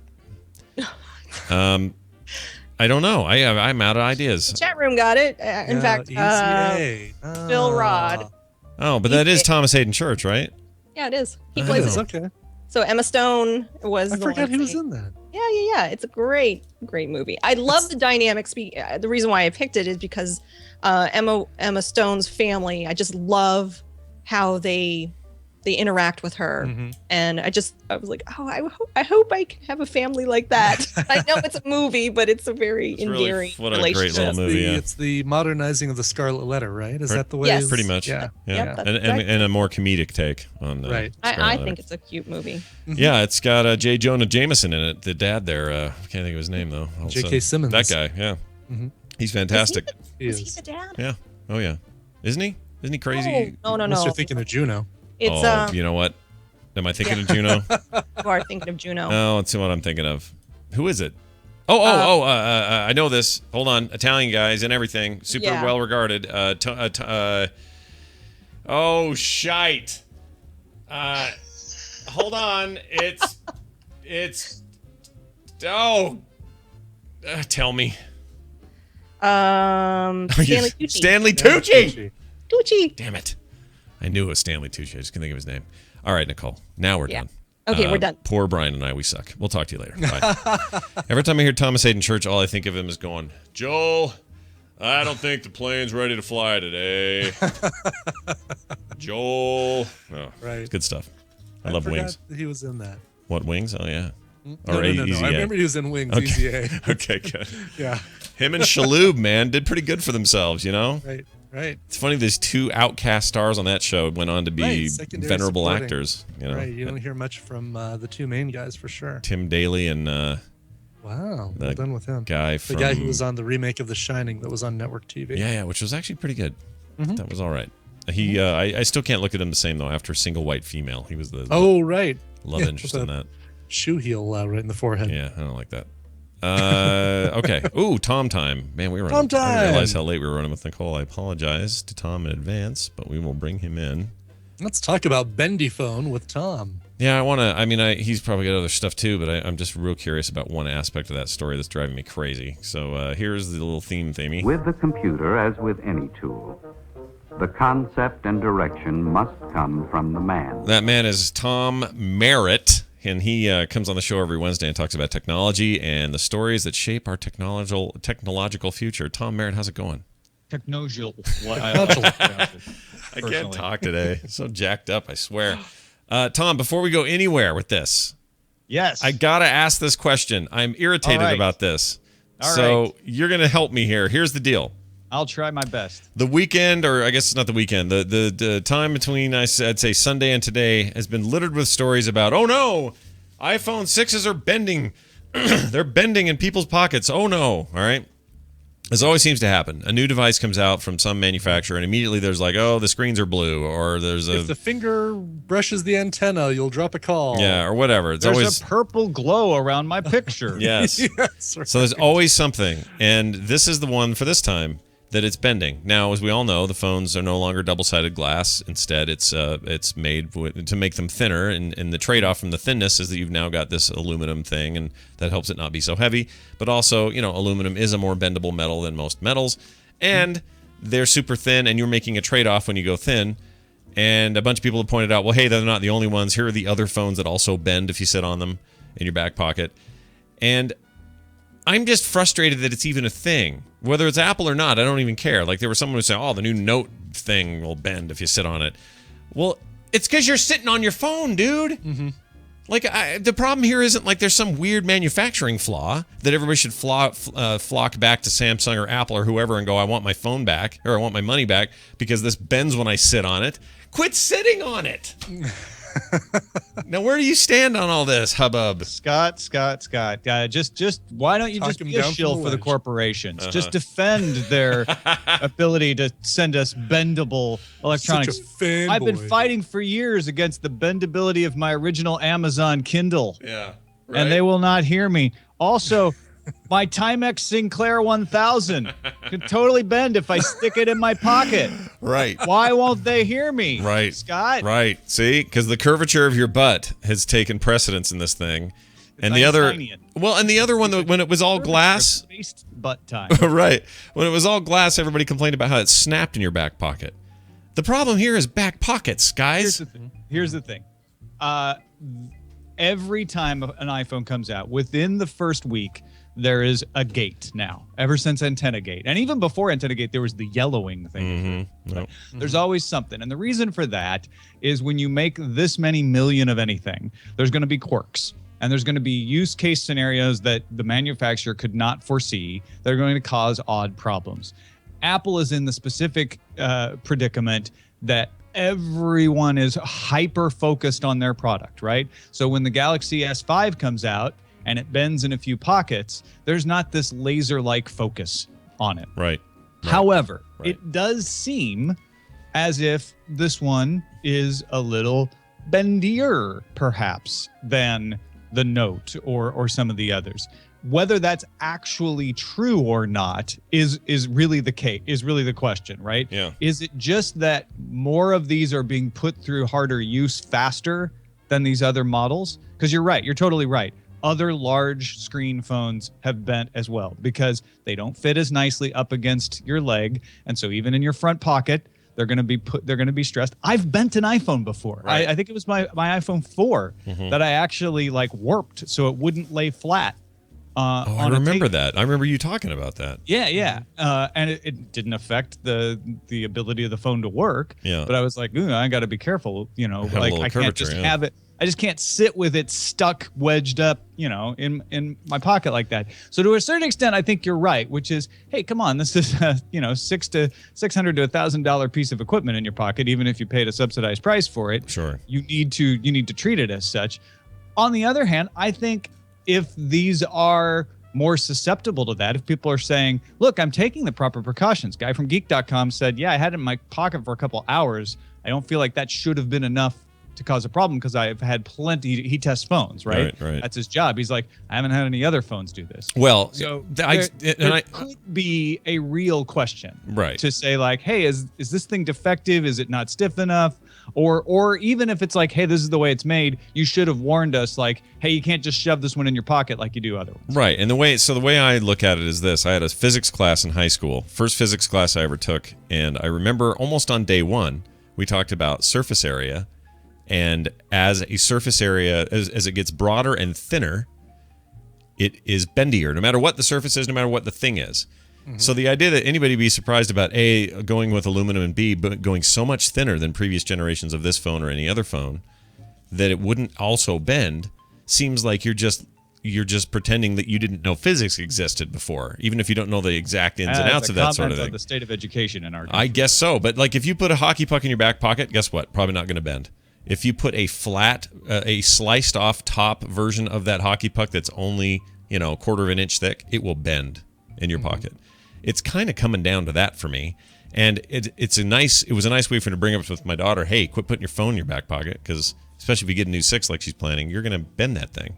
Right. And pickpockets too. Come on, don't put anything in your back. Yeah, what are you doing back there? That's not a place for anything. It's an invitation for people to just help themselves. But the curvature of your ace, like you get this phone wrapped around your ass, and you're sitting down on a hard surface. I don't know what you expect. But a lot of the reports have been that it is the front pocket where this is happening. Some guy and took that it actually makes more sense to me. I feel like it'd be safer in your back pocket. Really weird. Because your butt's soft. Right? It's not going to pressure. Mine's the not. Mine's firm. Well, like obviously, if you're Brian, honeydew melon. It's entirely different calculus. But when you've got the phone in your front pocket, you're talking about an angular pressure, right? Yeah. Not a rounded pressure, Yeah, even right. if you're Brian Ibbett. Yeah.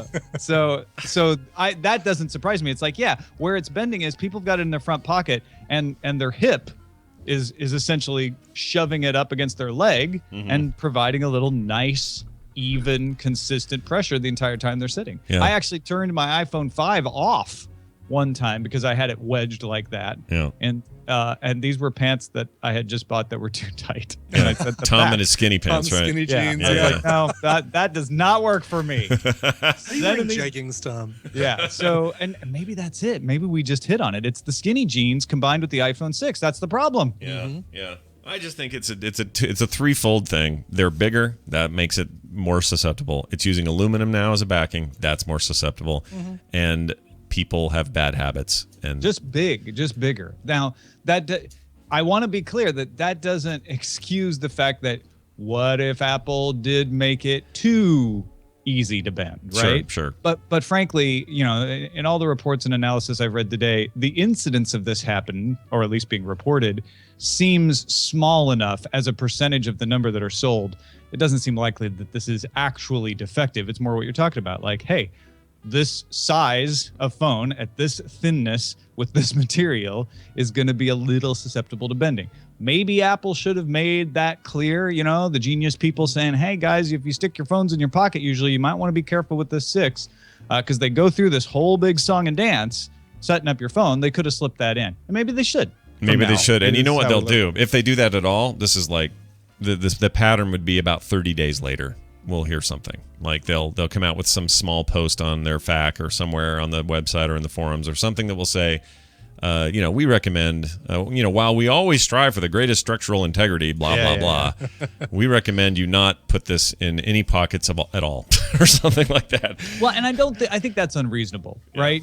I read an analyst today is like, you just shouldn't be putting these things in your pockets. I'm like, everyone puts their phone in their pocket. That is a common expectation when you buy a phone is I'll be going to keep this in my pocket, right? So if a phone can't go in your pocket, that's something where you need to go like, now wait a minute, these can't go in your pocket, folks. Let's just be we clear. need to go back to those belt holsters for our phones. Right, exactly. It's one thing to say that's the way it should be. It's another thing to say people reasonably expect that they'll be able to stick these in their pockets without too much problem. Yeah, So, right. you know, And usually, like if I'm going to be getting in a car, as soon as I get in the car, I take the phone out of my pocket. I put it in a little phone holder on my car, or put it in the cup holder. Yeah. If I'm sitting down at work or sitting when down, I sit down for Daily Tech News Show, I always take the phone out and I stick it there. Ever since the skinny jeans incident. Exactly. Oh, yeah. I never watched a forget. YouTube video. Never forget. I watched a YouTube video of a guy from Unboxing Therapy taking and putting his thumbs in the middle of it and then just kind of bending the phone. The amount of force that it took for this guy to bend the phone was pretty intense. Like he had to really struggle to kind of bend this thing into a 2-degree difference. And I think if you're sitting down and you feel that pressure on the phone in your pocket, you're gonna take it out of your pocket. You're gonna notice that it's digging into your thigh, because that's going to hurt. Desensitization of skinny jeans. TV's Egon in the chat room, I think, has it. Apple is going to release Apple branded pants. Skinny jeans, capacious pockets. Now, we think you're going to love will they go eye pants or just Apple pants?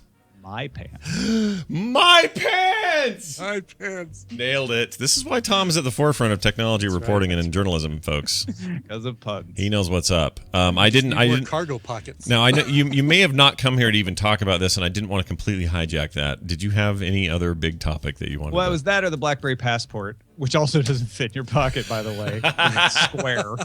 It's square, really weird. That's cool looking too, with a keyboard. Well, not about cool. It's got bizarre looking. It's got a 3-row keyboard. And so the numbers come up on the screen, which I think is kind of clever. And that fourth row can change depending on the context. So if you're in an email, for instance, the @ symbol and other things that you commonly need in email show up on the screen. But yeah, it's a square, so you have a wider screen. It gives you more. It gives you 60 characters across instead of 40. When you're looking at text, which Bonnie Chaw at Recode said, like that's actually makes a big difference. It makes things a lot more readable. It doesn't play well with some video, like when you do Netflix, for instance.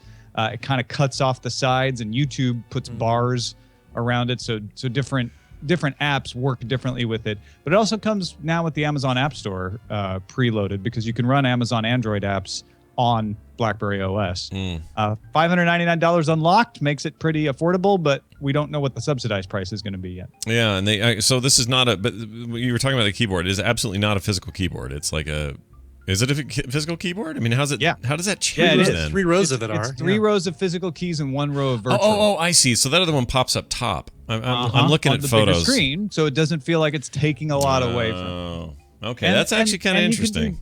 The keys are touch sensitive.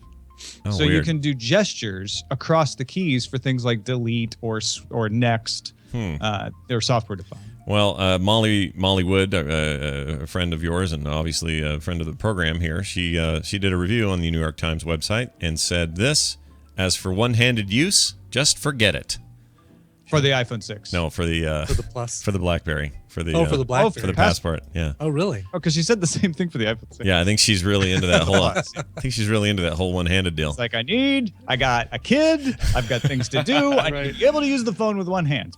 She says ultimately the BlackBerry Passport feels different, daring, and promising, but not enough to entice people away from better-known devices. And that's the hard part of being BlackBerry these days. You could come out with something truly innovative and interesting, and you're up against the Android iOS wall, and that's ask Microsoft how hard that is to break into.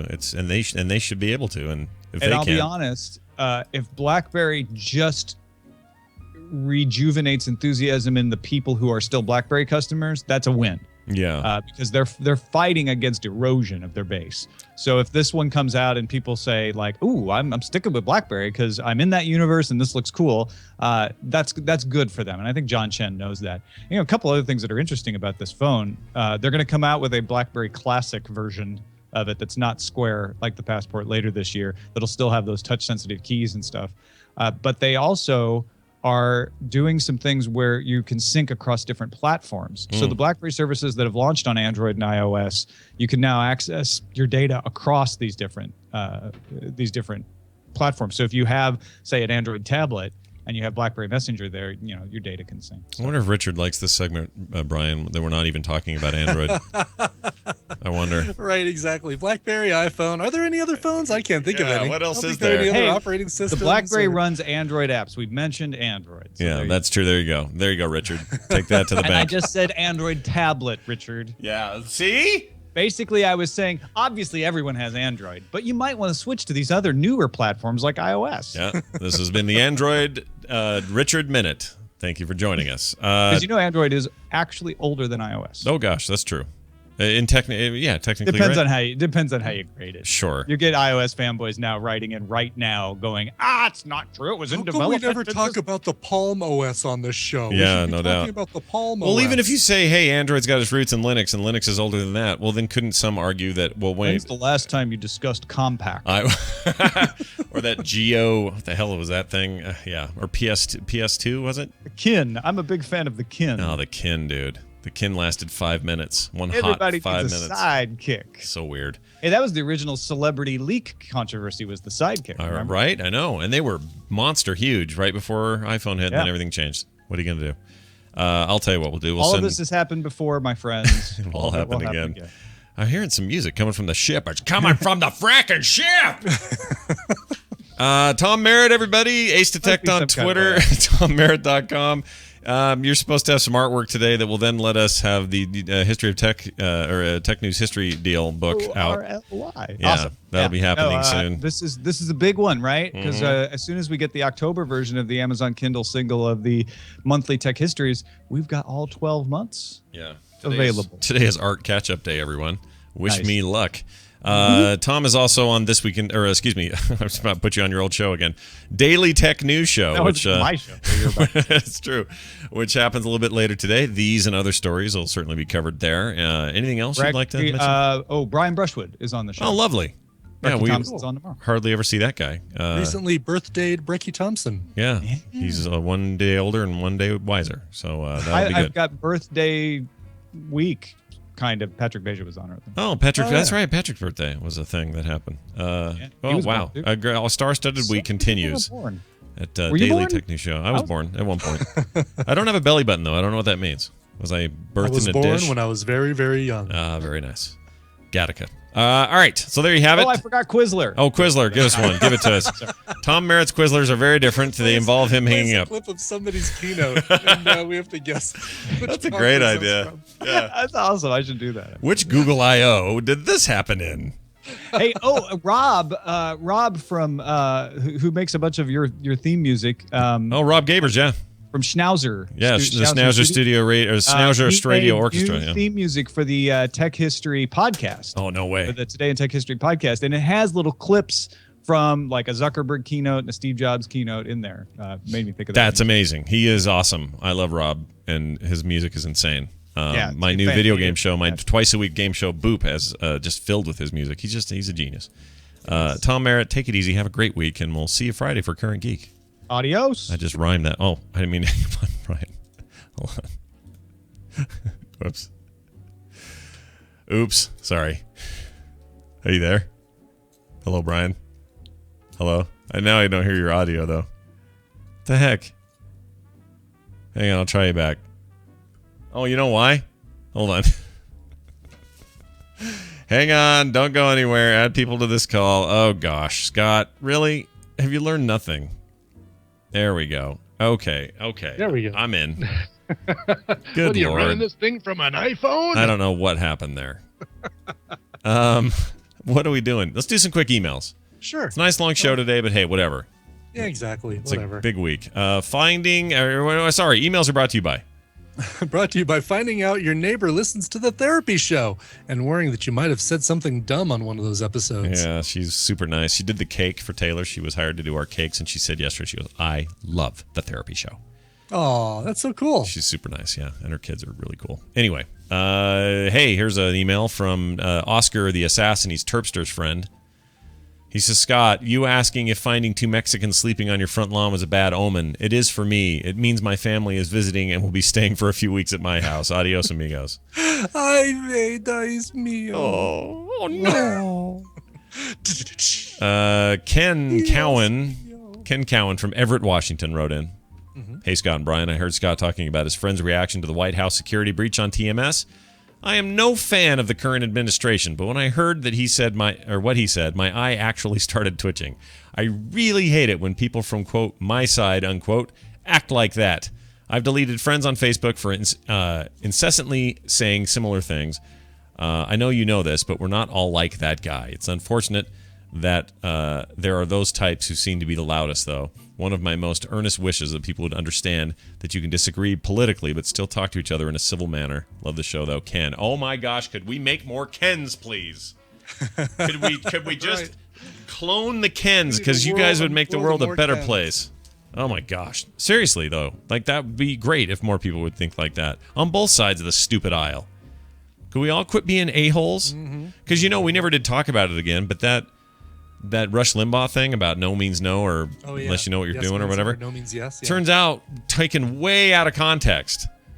Way out of context. Oh, really? So way to go, left, with your dumb shit, too.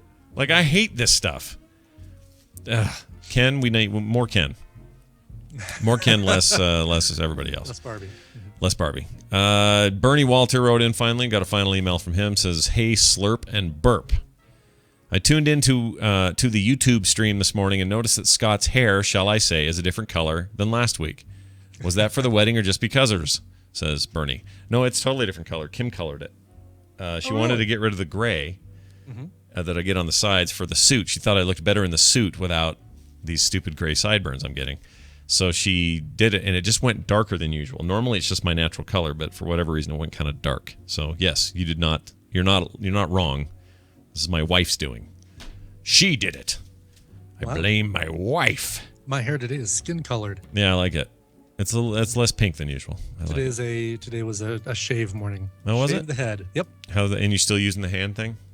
Oh yeah. Love the head blade. The head blade. Head blade. It's pretty awesome. Speaking of head blades, we're going to head blade right out of here. Tomorrow's a brand new episode. We'll have Wendy here for Therapy Thursday and more fun stuff here on the program, so be here for that. If you'd like to support the show, and I know you do, I keep saying this. It's patreon.com/TMS. Patreon.com/TMS. Our website is frogpants.com/TMS. You can also email us, themorningstream@gmail.com, on Twitter. Follow Brian at Coverville. Follow me at Scott Johnson. Follow the show at Morning Stream. And Brian, is there a Coverville today? There will be Tomorrow. a Coverville today. Oh, no, today's Wednesday. Yeah. Today's Wednesday. All right. So yesterday was Bruce Springsteen's 65th birthday, and it's time to pay tribute to the boss. So an entire episode dedicated to the boss's music in covers and some covers that he's done too. Yeah, so that's all coming up. Do you have a favorite song of his ever? Well, people would probably guess that it's the version of Cover Me that I cover at the beginning of every episode of Coverville. Oh, good point. However, it's actually my favorite Bruce Springsteen song, either Atlantic City or 4th of July, Asbury Park. Oh, I love that one. Love the lyrics of that song. Yeah, Thunder Road is so good too. Thunder Road's good. Philadelphia is good. His songs that tell stories, I think, are just my favorite. Yeah. You like these vivid characters that, Thunder Road, I'm going to say Thunder Road is my favorite. Well, he's the boss, man. That's such a great song. Great. Well, speaking of music, you got something for us now? I do. This one's going out to Randy Andrews from Iowa, who says, hey, Scott and Brian, I've listened to your show for 3 years, and I always enjoy the show. My wife only listens when we are together. This year is our 9th anniversary, so I'd like to request Crazy Little Thing Called Love. I'd prefer Michael Bublé, but if there's a better swinging cover of the song, great. My Haley is my true support through everything I go through. I lost my job, and still she is helping me by giving me encouragement. She is my everything, so without getting too sappy, please play the song. I know she will love it. Your loyal listener, Randy Andrews from Iowa. Nice. Very nice. Happy to play it for you, man. And we're going to go right to the Michael Bublé version. This one came out on his self-titled album from 2003. Say what you want.